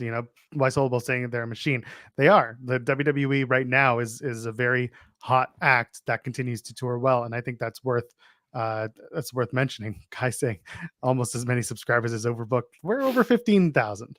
Don't discount us. Don't discredit those 3,000 people that still like us. Get us to 25,000. How's that? WWE, I mean, they are hot. Rock certainly makes them hotter. I don't know if they'd be doing this big a business without Rock, but they were clearly, again, I just mentioned they were in Raleigh last year, July of last year. They did 11,000 for that show. Like, we were a few weeks away from SummerSlam. I don't even remember what was going on. That was Jay Uso. Yeah, that was SummerSlam. So I remember Jay did a big promo to open the show and everything. LA Knight was super hot. Cody was in a dark match, but Roman wasn't on that show or anything. So that 11,000 for Tribal Combat does that. I guess so, but they're just super hot. They've been hot for basically all year. Dating back to last year, they've been hot. Yeah. There's some good numbers coming out for WWE right now. So hey, good for them. Keep selling out arenas. Keep getting people invested in the product. And again, going back to AEW, they at Collision. Listen, was the crowd massive? No, but they were pretty invested, especially for the Adam Copeland promo at the end of the night. Oh God, I do want to touch on that real quick. Why? Because I'm hoping. Well, first of all, I actually appreciate that it was Adam Copeland on last because he was the most recognizable talent for most of that crowd, and he's Canadian, and it made sense. And for people Canadian at home, favoritism. yeah, well, you know what? That's what it was. It was like Matt Black, our buddy Matt Black, posted. I don't know why they're doing the Edge, the Adam Copeland segment last, but here we are. Has Adam Copeland lost his edge? No, if anything, he's refound it. So anyway, so I said to Matt Black, I retweeted it, and it was just an "Oh Canada." That's all it is. So, but the crowd was wild for him. They loved seeing Adam Copeland. Comes out, does the thing, sits down in the middle of the ring, does his rated R superstar, everyone's looking at me promo. It wasn't bad. It was intense. People were listening. And he pulls out the bat, and it was exactly what we said it would. It was a 2x4, not a bat. 2x4. You're right. It's a 2x4 with spikes. Because Spike, you get it now? It's not Spike Dudley in there, unfortunately. It's 2x4 with spikes. This is an I Quit match. Yeah. Why wasn't it something like? I feel like the Spike thing was a little strange to be introduced for an I Quit match when it's not like a no holds barred, no disqualification. Like, I understand that I Quit is effectively that, but if you're trying to scare Christian Cage into saying I quit by presenting Spike, there's a little lost in translation going on there. But other than that, people really love. I feel like that does make sense. I mean, he's like, I'm gonna bludgeon you with this thing unless you say I quit, and if you don't, I'm still gonna bludgeon you with this thing until you say I quit. I thought it all made sense. I mean, I guess. I think here's what I'm really, what I really don't want to see. They're doing the I Quit match. Last time they were in Toronto, they did an I Quit match. They brought out Beth Phoenix, and Edge said I quit. I don't think they're going to take out Beth Phoenix. Yeah. But I did see this, and shout out to Steve Argentaro. We talk about him sometimes because he helps us out with getting local talent to come on our show for Smash Wrestling and other events. So Steve, and he does a lot of great photography. Anyway, Steve had posted the promo that Ron Hutchinson did outside of the Coca-Cola Coliseum. For those who don't know, Ron Hutchinson trained both Adam Copeland and Christian Cage, and he did a whole sermon eulogy. It's a really good promo. Go check it out. Ron's a worker himself. He also trained Trish Stratus. Anyway, I have this feeling, and I said it so much, that Hutchinson is either going to get involved in the finish somehow, or they're going to do the Rumble 99 finish because Copeland yelled I quit on Saturday nights, and they're going to do some smoke and mirrors to end that match. I hope they don't do that, but I feel like they might go there. And either way, those are both finishes that have been not recently, because 99 was a long time ago, but those are very famous I Quit finishes. Yeah, the Rumble 99, and he referenced Foley as well because he got Spike from Foley. Guess not issue, but my thing is, if you bring out this Spike bet, I want to see it used. I don't want to see let me threaten to use it and then you say I quit. I want something to hit with this thing. Somebody needs to get hit. Maybe it's Kill Switch who gets hit. Fuck, Nick Wayne is crazy. Maybe Nick Wayne gets hit. Someone came up with the idea that Adam Copeland. I stutter for a second because I have to remember not to say Edge like most people. I know, but Adam Copeland goes to use Spike on Nick Wayne, and that's when Christian has to make the decision to say I quit. I mean, yeah, but I want to see someone get hit. Yeah, I don't want the threat of it. I want someone to actually get hit with this thing. That's what I want. And okay. I don't know, maybe Christian should use it. Why can't Christian grab this thing? He's got more people at ringside. Nick Wayne should just freaking grab the thing and give it to Christian. You should hit Copeland with it. That's what I want. I want Spike being used for this match. Maybe Nick Wayne's mom, who's got it going on, she should use it. Good. Yeah. That's fine. Who would win in a fight, Mama Wayne or Mama Rhodes? I feel like Mama Wayne's younger, right? And a lot taller. Yeah. That woman is very tall, and it's very upsetting in the presentation of the patriarchy. Yeah. I think Mama Wayne would take her. Oh man, big man Doc's brought up Drew and his sword. That was the best. See, yeah, like Drew should use the sword. It'd be He should. hilarious. But like, the only time he's used it, he snapped the rope with it. yeah, that's it. But the sword is just part of like the entrance presentation and stuff. It was given to him by Sheamus. Remember him? Hope he's doing well. I thought he was Spike. Why wasn't he in the box? Maybe, I don't know. He does Spike have spiky O'Shaughnessy. hair. His hair is spiked. Yeah, spiky O'Shaughnessy. Yeah. So like that's part of the presentation. Like Adam Copeland introduced this thing. Like he was going to use this thing. I want to see it used. I'm not a big fan of I Quit matches in the first place. I think and last man standing. There's no last woman standing match tonight. I'm not a fan of these gimmick matches. They don't always do a whole lot for me. I feel like a lot of times they're just a little too plotting and just like, yeah, okay, let's scream into the mic. And then last man standing matches, it's like, oh, 9 count. Oh no, now they're up type of thing. So I'm not a big fan of them. It's my lucky week as we're getting a last woman standing and an I Quit match on 2 premiere shows this week. I don't want to do the I'm going to threaten to hit you, but now I'm going to say I quit so I don't hit you. Like, I don't like that finish. I don't want to say it's overdone because I actually don't think it's overdone. It just feels like a finish that I've seen too often. Yeah. I did like the 99 Rumble finish because, it was kind of fresh at that time. It's been a while since I've sort of run that back. I want to see like, I hate the Rock.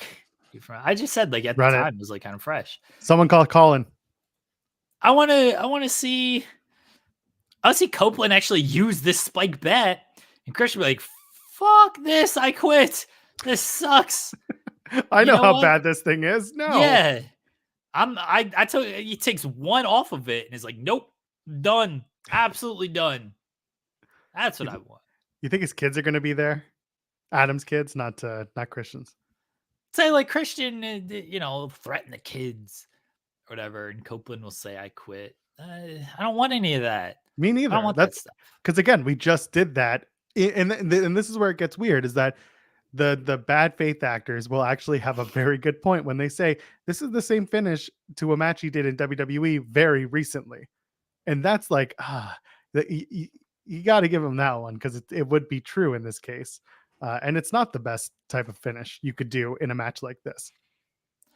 I don't think Copeland should be winning this match either, though. Like I think Christian should retain the title. Unless you have some really premier stuff ready for Christian, I agree with you. Copeland?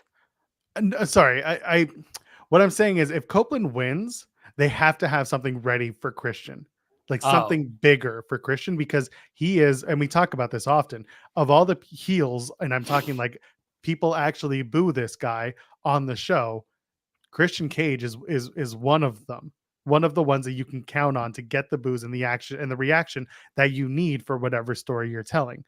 You don't have that with every member of that roster who are in the heel position. So if Copeland wins, I'm hoping that Christian has something lined up that will make him a premier star, or at least moving upward on the AEW roster, on the depth chart. If Copeland loses again, what the hell do you do with Adam Copeland? He's got to find something new to do too. Nah. But also, like, how long is his contract? Well, his contract is at least until October. I'm pretty sure he signed a multi-year deal. I still don't know that. No. All right. Fair. But so I will say this. I had a good laugh about this. He came on the microphone after the show, and he said, "Ottawa, I promise, this isn't the last time you'll see me here." And I turned to my friend. I said, "Well, yeah, because eventually he'll come back and WWE will run Ottawa again." Like, I'm sorry. It's just, it feels like, and I'm not trying to say like Adam Copeland's not having fun in AEW. I don't think that's the case at all. I just think that Adam knows where like the end of his career might be, and it might just be where he started. That's a common trope with some wrestlers. Anyway, point being, if Copeland doesn't win, then they got to have something lined up for him too, or at least somewhere for him to go, because he is another Off featured star. television. No, his name is not Chris Jericho. What do His you name is mean, Adam no? Copeland. I don't think this version of Copeland is so stale. I think that this little reinvention of him being more violent is good. I understand that it's a kind of a return to Adam Copeland from 2004, 2006, rated R superstar, which was what he was known for. But you got to do something with that. You can't just have him show up and be like, all right, I couldn't beat up my best friend, even though that's all I wanted to do after I couldn't partner with my best friend, which was all I wanted to do. So now what do I want to do? At some point, they'll do a Copeland and Christian partnership, and that's They where have I to. feel. Are they going to turn Adam Copeland heel? Are we going to do that? I kind of think they might, because I don't know if Christian can turn baby at this point. Like, but I think people know, longtime viewers of this show, not the biggest Adam Copeland fan in the world. Nothing against him. He's like fine. He's just fine. I thought you loved love and fatherhood and being a family guy. Sure. That's Adam Copeland. It is. He can stay home and do all that stuff. I'd like him a lot more instead of him being on my television screen. That's a good point. I will accept that. Like he's just fine. That's it. But like I don't have a whole lot of interest in the stuff that he's doing, and it's not that he's doing anything wrong necessarily either. It's just none of it really hits with me, and I'm probably biased in that like it's never really hit with me, and so I probably went into all of this without giving him a fair shake, and that's completely on me. I can recognize that. But also like the stuff, like the promo on Saturday was like fine. All right, he's got the spike. Again, I need him to hit somebody with this thing. I don't really think anybody's benefited from this feud outside of Christian and Copeland. You know, like Adam Copeland wanted to do those open challenges. Like, all right, who got over doing that? Those open challenges are stupid, by the way, because the only people who actually get over on those are the people who wins, because they never follow up with anything with the talent that's in there. Lee Moriarty, he wrestled, and then like he was off television. Now he's kind of like with Shane Taylor and stuff. Griff Garrison, that was a Hold on now. Griff Garrison is working Ring of Honor. He's fine. Sure. He did the main event, not the main event of Ring of Honor, but he did a post-match main event spot. So I think they'll turn Copeland heel. He wanted to be heel in he wanted to be heel in WWE. That's why he did the whole Judgment Day thing. And then nobody really wanted to boo him because he just come back from the neck injury. It didn't just come back, but they came back from the neck injury, and people wanted to cheer him. I just don't think he's effective. Just don't think he's very effective. Okay. Listen, he's fine. I can't dislike him because I am a Canadian, and it is in our constitution, both literally and figuratively, that we cannot boo Canadian talents unless their name is Chris Jericho. Right, sure. SP3 is really trying to get on here to do something with us. SP, I have a heart out at noon. Put it like that. I don't think we have enough time to argue whatever you want to argue with Matt. But AEW coming back to Canada. I'm not saying anything bad about Nick Wayne. But that's all tied to Christian. I feel like Nick Wayne can do all this stuff if Christian was feuding with Daniel Garcia. Do you think that Nick Wayne has a better chance of getting to where he is, whatever that is, with Christian or on his own, though? Because at least working with Christian, in my opinion, gives him a bigger platform. Given the presentation. I like Christian. Christian's always been better than Adam Copeland. Christian is doing great. So once again, your issue is primarily with Adam Copeland. Yeah, I never said a bad word about Christian. What are we talking about here? I love Christian. Christian rules. He's like the only true heel heat in AEW. Like, Christian's fantastic. Copeland, I don't see it. I've never seen it. Maybe that's a me thing. If you like Adam Copeland, good on you. Like, I understand. people have different connection to different wrestlers. I get it.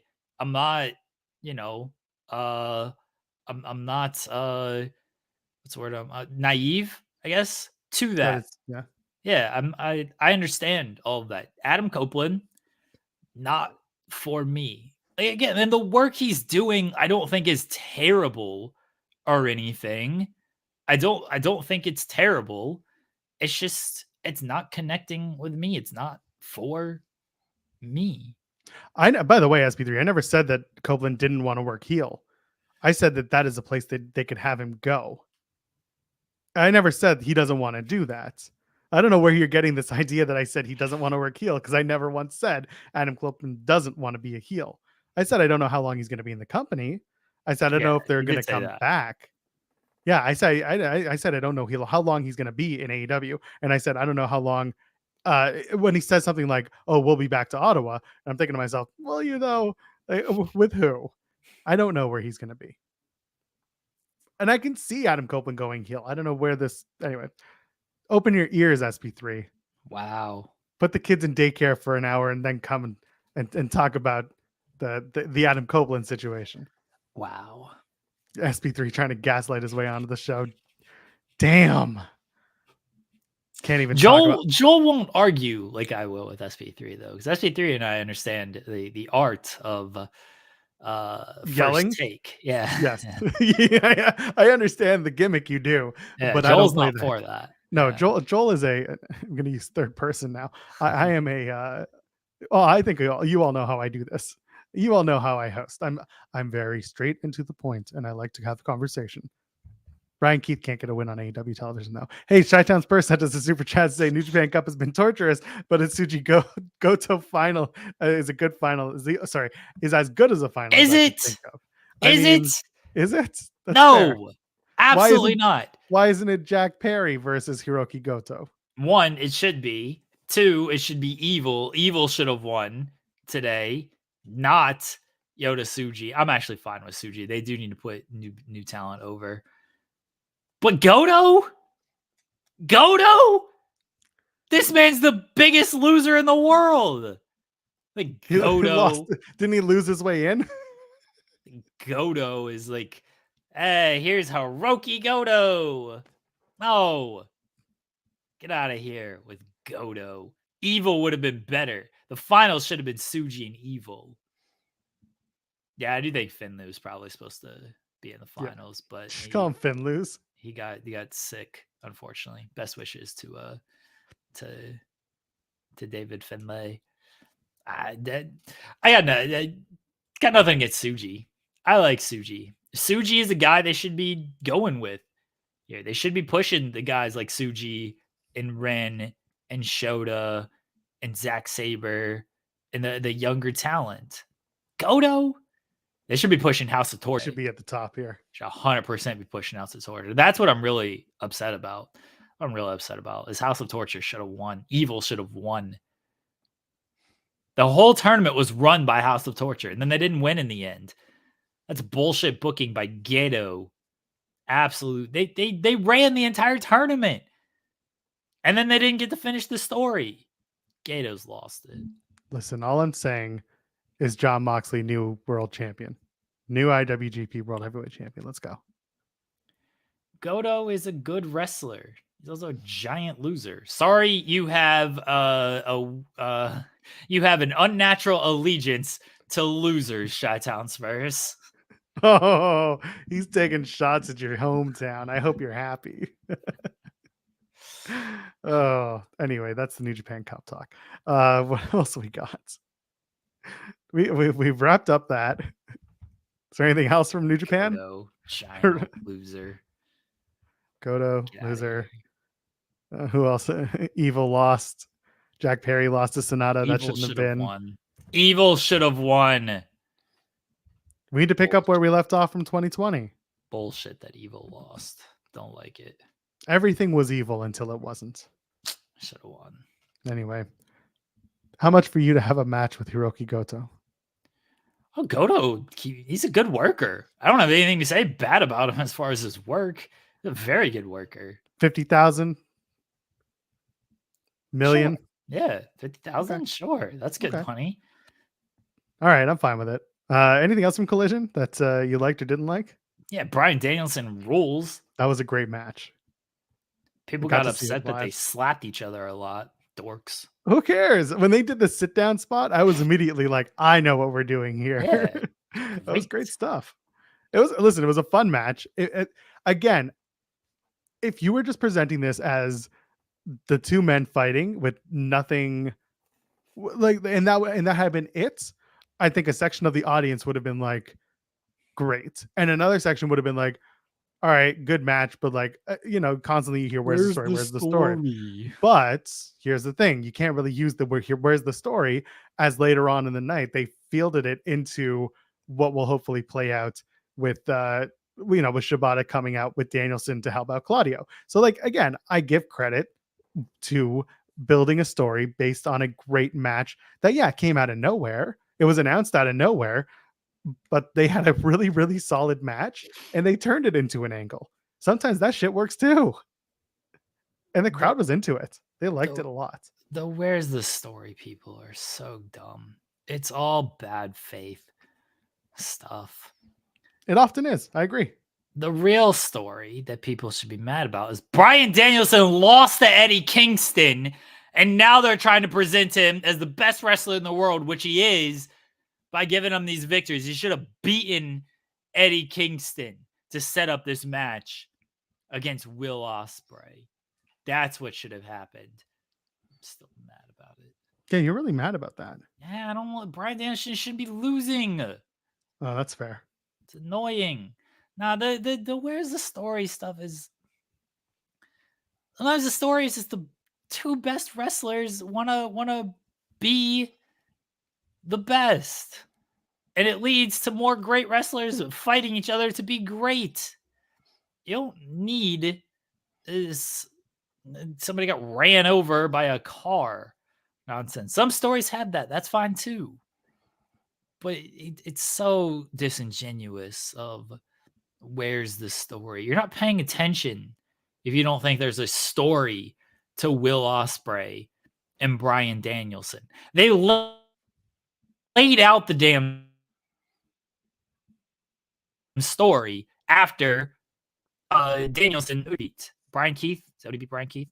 Or Shane Taylor? Shane Taylor. Yeah, Shane Taylor. They did the promo and Danielson was like, you fancy yourself as the best. And Will Ospreay was like, bruv, you're the measuring stick around here. It's like, okay. But that's why, again, I think that Danielson should have beaten Eddie because, when you're like Danielson, you say you're the best. Like, you're just the best at having like highly rated matches. This is where wins and losses should matter a little bit more instead of you just have really great professional wrestling matches. Because everybody has really great professional wrestling matches nowadays, except Kurt Angle, apparently. Chi-Town Spurs says, the underlying theme of the entire Collision show was guys who came back from career-ending injuries. The theme was perseverance. That was the story. Two things. One, listen, there's a truth to that. I do think you're reaching a little bit, but there is truth to that. Second of all, I do like that they did pay homage to the 2017 Ottawa Senators, who also did that and still lost at the final. Were you mad that Brian Keith lost to Kyle O'Reilly? So it's not that I was angry about it, but I certainly think that the scenarios that we laid out on Friday's episode of In the Weeds was like a pretty good idea to keep both men not just interesting, because it's not about keeping them. There's a point to keeping them hot, but like I think there's a point to keeping them interesting first. And I think we had something there. So I'm not going to be like, oh, I'm so mad. We're not going to do that again. But I was certainly like, we could have done something better. But I also think that Brian Keith had a hell of a match with the returning Kyle O'Reilly. So like I cannot fault Brian Keith for still having great matches, but I can still fault the booking for not trying to find a way to make both men matter more coming out of this. Because in my eyes, it's just like, all right, Brian Keith is losing again. But it could have been Brian Keith won this match and Kyle O'Reilly, who is already established as a great wrestler that people know and have seen in AEW, is on the return path. And sometimes a return path means you lose your first match. I would have liked that better. That being said, I watched it live and I didn't hate watching it. I really enjoyed the match. I just said to myself at the end, I was like, yeah, we could have done something different with this. what was the story to Brian Keith and Kyle O'Reilly, Joel? Kyle O'Reilly wants to face Brian Keith because he respects him, and it was a return for Kyle O'Reilly from injury. That had a was big the celebration story. at the end. Kyle O'Reilly and the Undisputed Kingdom, which was very strange. I mean, obviously, if you follow what's been going on, Undisputed Kingdom is there and trying to be supportive, but Kyle's like, I want to do this on my own. It feels like we're going to do Kyle and Roddy, and that's cool if you're going to do that. I just also felt like we could have done something more with where Brian Keith sits in the grand scheme of this particular story. And again, this is something that you and I laid out on Friday. And it made it to me, it made sense. And I think you agreed. And I think Chad also felt that way to a certain degree. But here we are. Brian Keith still is sitting on fofos, tipping on fofos, repped in fofos. Oh, man. Corey Brennan thought that the title was a Matthew reference. The Rock swears too much. He never gives up. Hey, man, you swear too much. Why don't you ever shut up? Brian Keith, just a giant loser. Just a giant loser. And I said this in our Discord, and I'll say it again. I can't believe they gave Mercedes Moné the graphic before she ate her first L in AEW. That was upsetting to me. Well, I mean, she lost to Willow last year, so that's a loss. Someone did point that out in the Discord. But I wanted to lose on AEW programming. Mm-hmm. What's she up to next week? I mean, she'll be on Dynamite. I mean, she kind of lost on AEW programming when those ratings came out. Oh! Wait, hold on. I gotta find the thing. Hold on. Can you do it again? Can you say the line again? And action. Right, you ready? Run it back. All right. Well, Mercedes kind of lost in AEW when those AEW Dynamite big business ratings came out.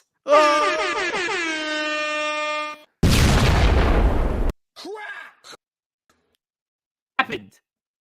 I did. Where's the wow, Joel? Your internet froze. Oh my god. Did it? Oh. All right. That makes this whole bit even more fun. Tom DeMarco. Corey writes on those websites. we got a super chat from Chi-Town Spurs that I'll read in a second after I compose myself. Oh God. All right. Chi-Town Spurs sent us a super chat saying Julia Hart should start planting seeds of messianic character returning to AEW, which will be Jack Perry, who invades the House of Torture, who invades with the House of Torture, sparking a wrestling holy war. AEW presents Dune 3. I'm all for Jack Perry bringing House of Torture to AEW. All for it. Dune 3, House of Torture. I don't know about that. Do I need to see the first two to do the third one? Where's the story? Video package? Yeah, where's the story?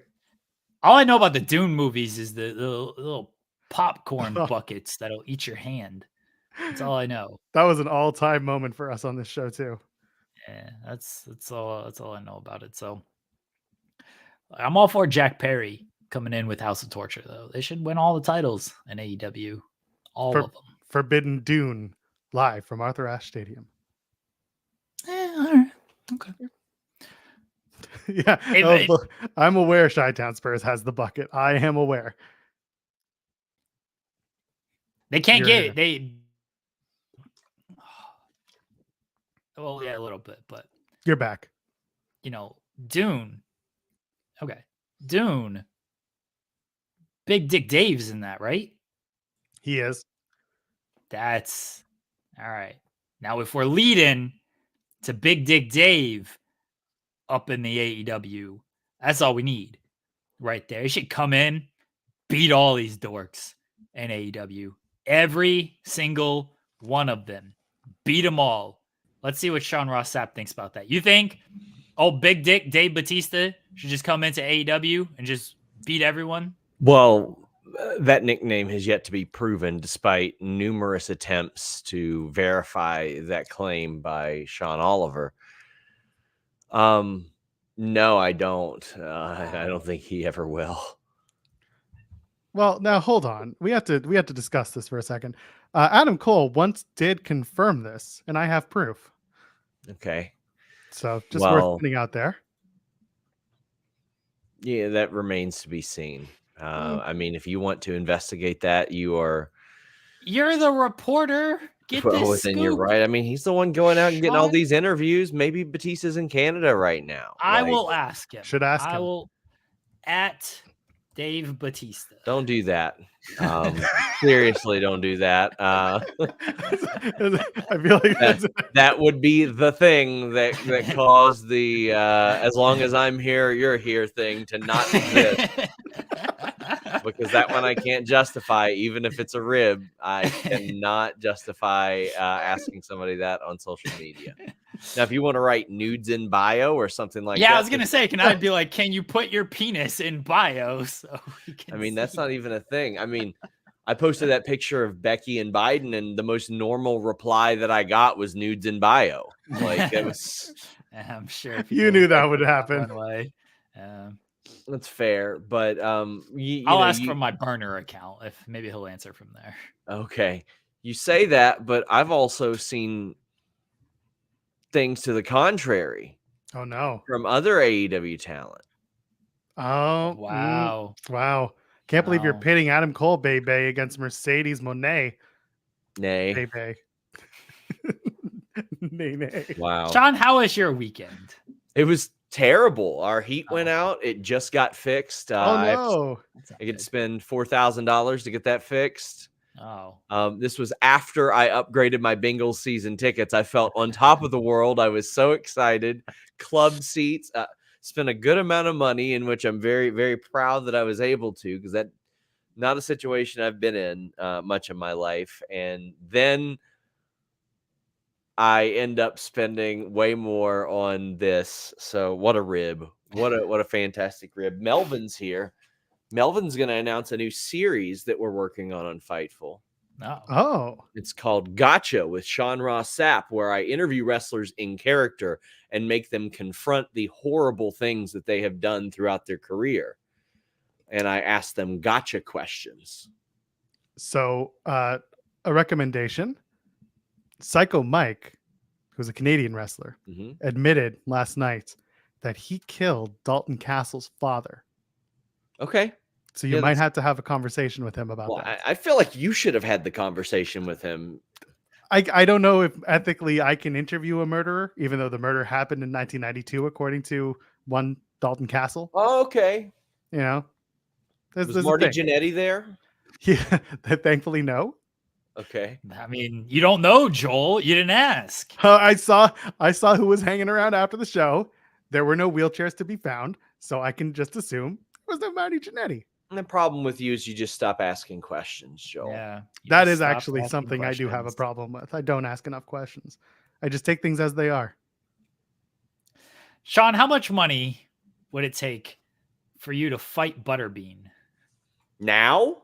Yeah. Not much. Oh, okay. It's a very different answer from the one we had earlier. Now? Not much. I like Butterbean. We get along. He helped me with my Brawl for All feature. I still think he can hit hard, though. I'm sure he can. He's just got to find you first. You said fight Butterbean. You didn't say box Butterbean.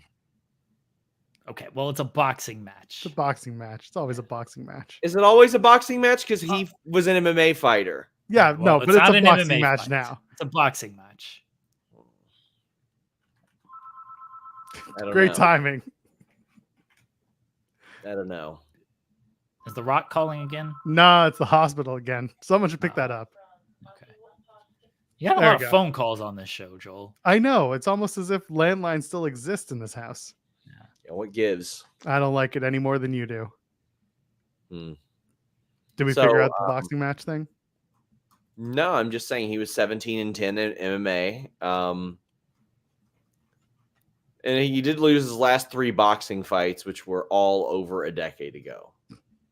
Now, that being said, I'd probably win.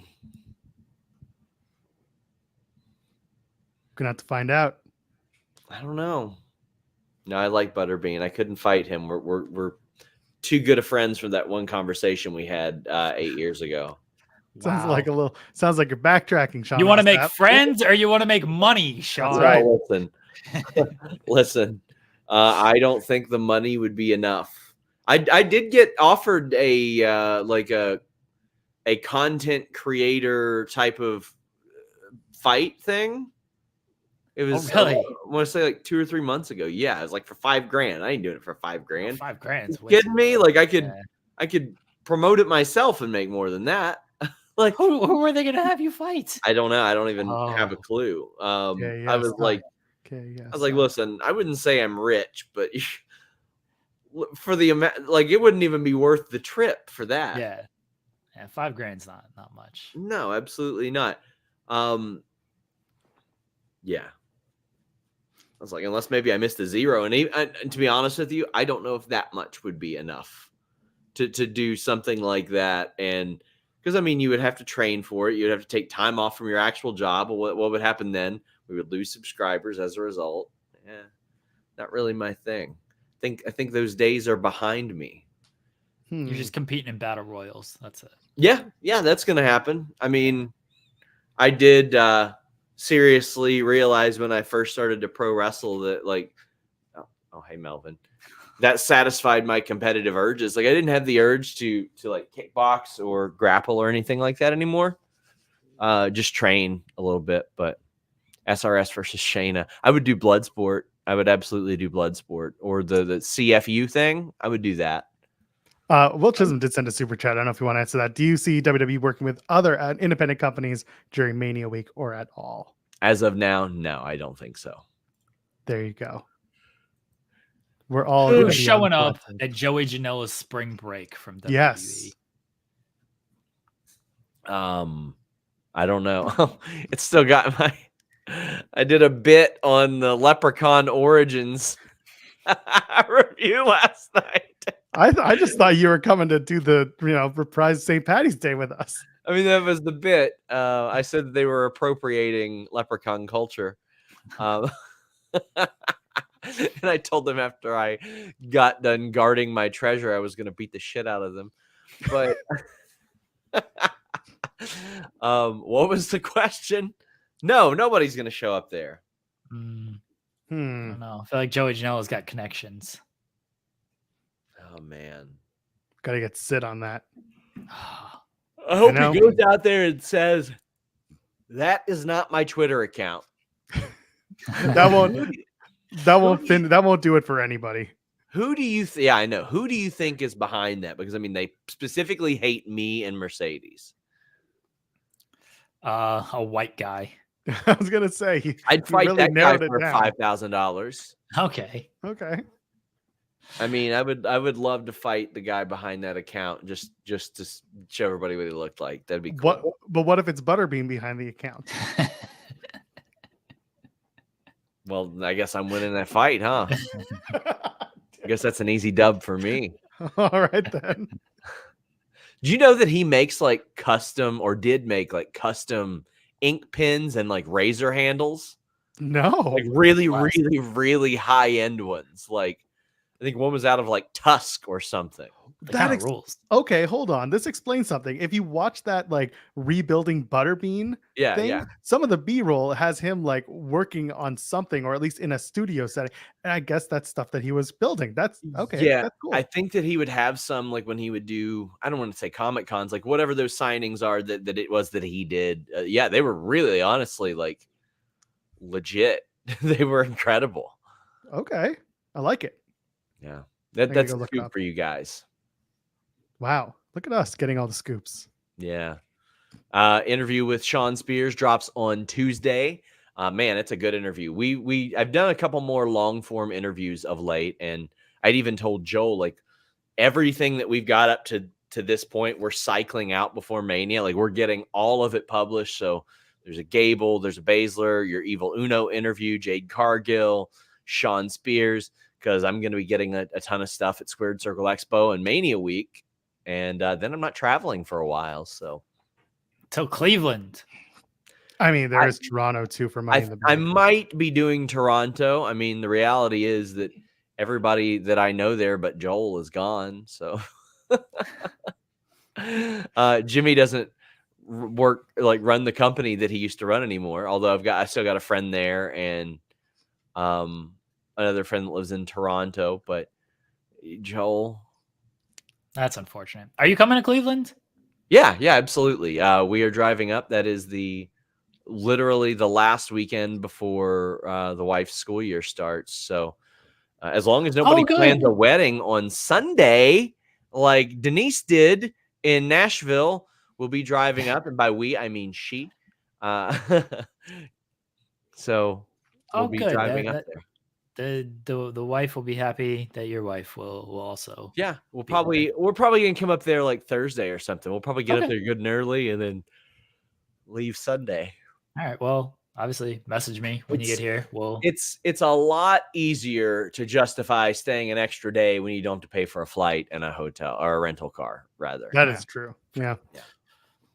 I was gonna say, you think Johnny Gargano will let me stay with him? Oh my God, Jeremy. Oh, no. I forgot about this until I was hanging out with my mom and grandma this weekend. I feel like I've been living a lie, and I told Johnny this as well. I remembered that my mom and my grandmother lived in Cleveland for years. Wow. This is like Magneto's origin story. You just repressed it all this time. Yeah. When I was there in 2020, I found the house they lived in and sent it to my grandmother, who, at that time was already showing some signs of dementia. But the other day she rattled off the address, no problem. And I was like, shit, I forgot that you lived there. And this is my X-Men origin story right here. I don't know who I pitched this to or how I put this together. I want to interview Kevin Owens at the Cleveland Zoo. I'm sure that's a big request as it is, but big zoo enthusiast, Kevin Owens. And the Cleveland Zoo is like sort of popular, I guess. But I want to interview him at the Cleveland Zoo. Just go around, talk to the koalas and the penguins. And you mean there. You don't mean just like people that live in Cleveland and it's a zoo. Yeah. There's an actual like zoo. But I mean, we can do that too. I don't care. I'm going to scoop you. Hold on. I'm going to scoop Jeremy. Jeremy, Kevin Owens is a Canadian. And Money in the Bank is the month before. I'll take him to the Toronto Zoo. Why? Because the Toronto Zoo is more popular and much better. All right. I'm going to take him to Jesus Golf. Oh, damn. Okay, here we go. But there's no zoo at Jesus Golf. Excuse me. Noah's Ark's on that. Shut your mouth. I don't know about that one. Wow. Anyway, I lost my train of thought of what I was going to say. Johnny Gargano in Cleveland. You repressed your entire childhood of Cleveland. You're a Browns fan now. Not a Browns fan. Oh, my mother had never seen the hastily made Cleveland tourism videos. Oh. And it conjured a laugh that only a former resident of the city could have done. I was like, okay. She gets it. She understands it. But a lot of peaks and valleys this weekend. My God. I'm just reading us all caps headline from PW Insider. Oscar hurt. Oscar. Can we run that? Do we want to run that? Let's ask you here instead of texting you. It's not. There's nothing. There's no update. There's no update there except for the all caps headline. So it's just Oscar hurt, and then once you open it up, there's a question mark. It says yep. Wow. Oh, big Alex Shelley guy over here. It just says allegedly.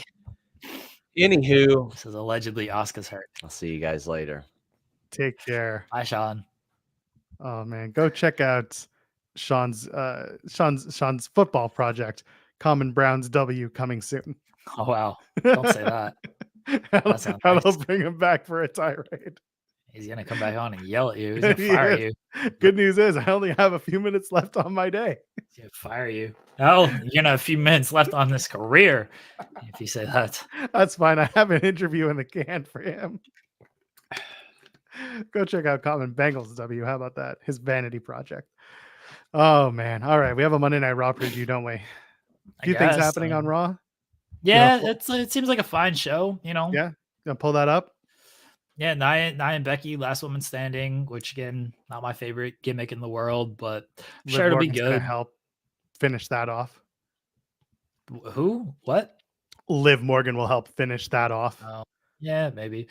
There's a qualifying matches. I don't understand this qualifying stuff. Neither It's like do a I. tournament to qualify.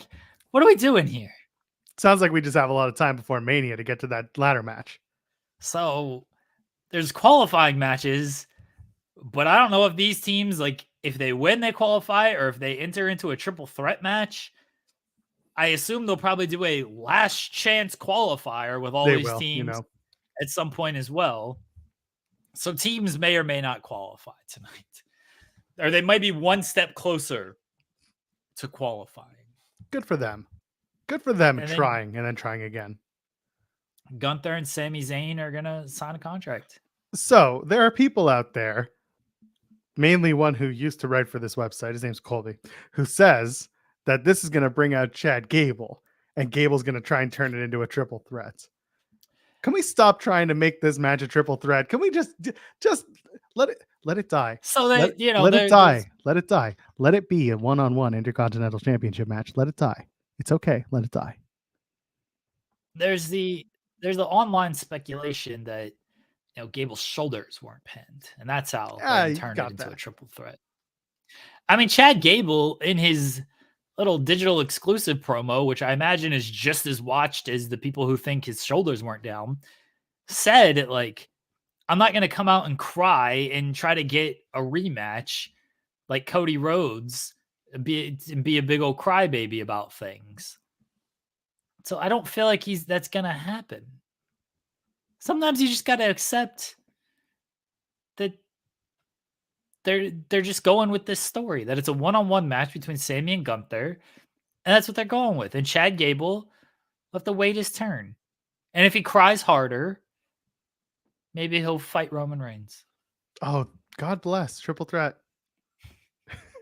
No, listen, like I said, let it be a one-on-one match. The U.S. Championship match is already a triple threat, so you don't need another one. And I go back to, like, the gone are and should be the days when everyone needs to be on the WrestleMania card.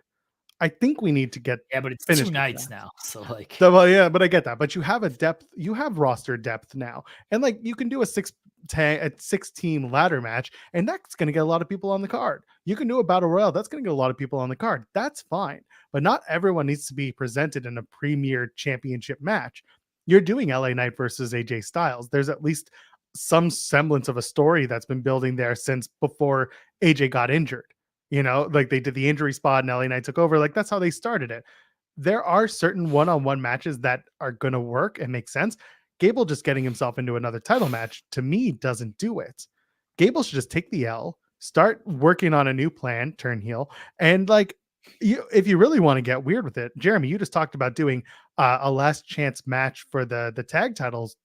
You can have Alpha Academy lose tonight, then get into the last chance, but have Gable be like, no, you couldn't get the job done last time, whoever took the pin, Akira Tozawa. So it's going to be me and Otis, the old school Alpha Academy, Alpha Academy. We're going to do it. And then when they lose, Gable gets pissed off and says, nah, forget it. We're done. Like, I'm leaving Alpha Academy. I'm not in WrestleMania. I'm done with this, blah, blah, blah, blah, blah. So there you go. Shouldn't Chad Gable shut down the Alpha Academy? It's kind of a failure school. They are a bunch of losers. They are. Yeah. But unfortunately, if you charge somebody $3,000, they'll pay it because they are former WWE talent or current in this case. So they are running a wrestling school. Yeah. It's about the possibilities, Jeremy. It's about the possibilities, not the opportunities. I still want Candice LeRae, Candice Inoki slapping Chad Gable. All for it. And then we get the Gable and Candice team. Let's go. Candice winning. Candice should win those women's tag titles all on her own at SummerSlam. Fine with that too. In her adopted town. I know that's Ohio, so like sure. I'm okay with that. Yeah. Candice LeRage. Nah, I need Candice Inoki going out there. Just anyway, we got through it. Is there anything else on Chad Gable Alpha Academy? Chase you. There's the qualifying matches, the contract signing, and Becky and I. 2.5 things.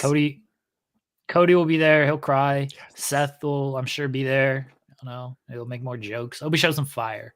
Hope Seth gets a really fiery promo. Be nice. We'll see what happens tonight. We got anything to plug? We might. No. Wrestling Made Me Cry aired yesterday. Go check that out. I guess it was Saturday, actually.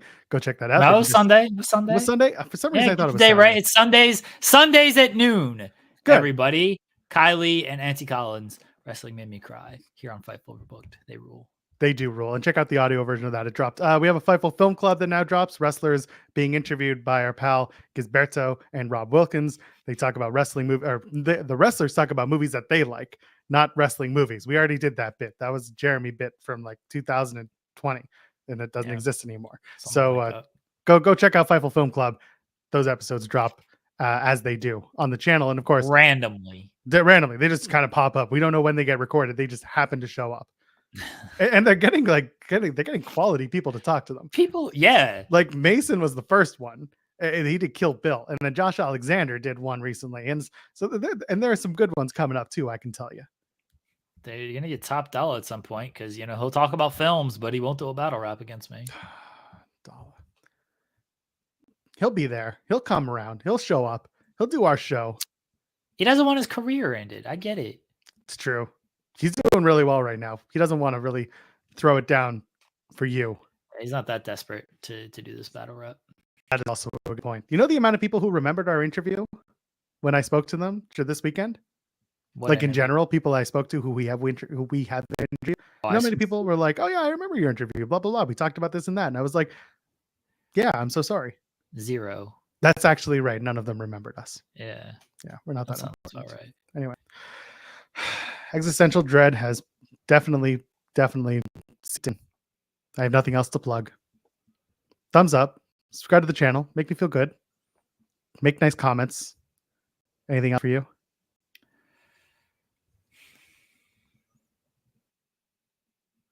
I am at Troll Pearl, JOELPERL. Ladies and gentlemen, friends beyond the binary. We'll see you in the next one. Oh, yeah, okay. Let it be known. Yeah. I sent SP3 the link, and he's a coward. Oh, coward SP3. See you on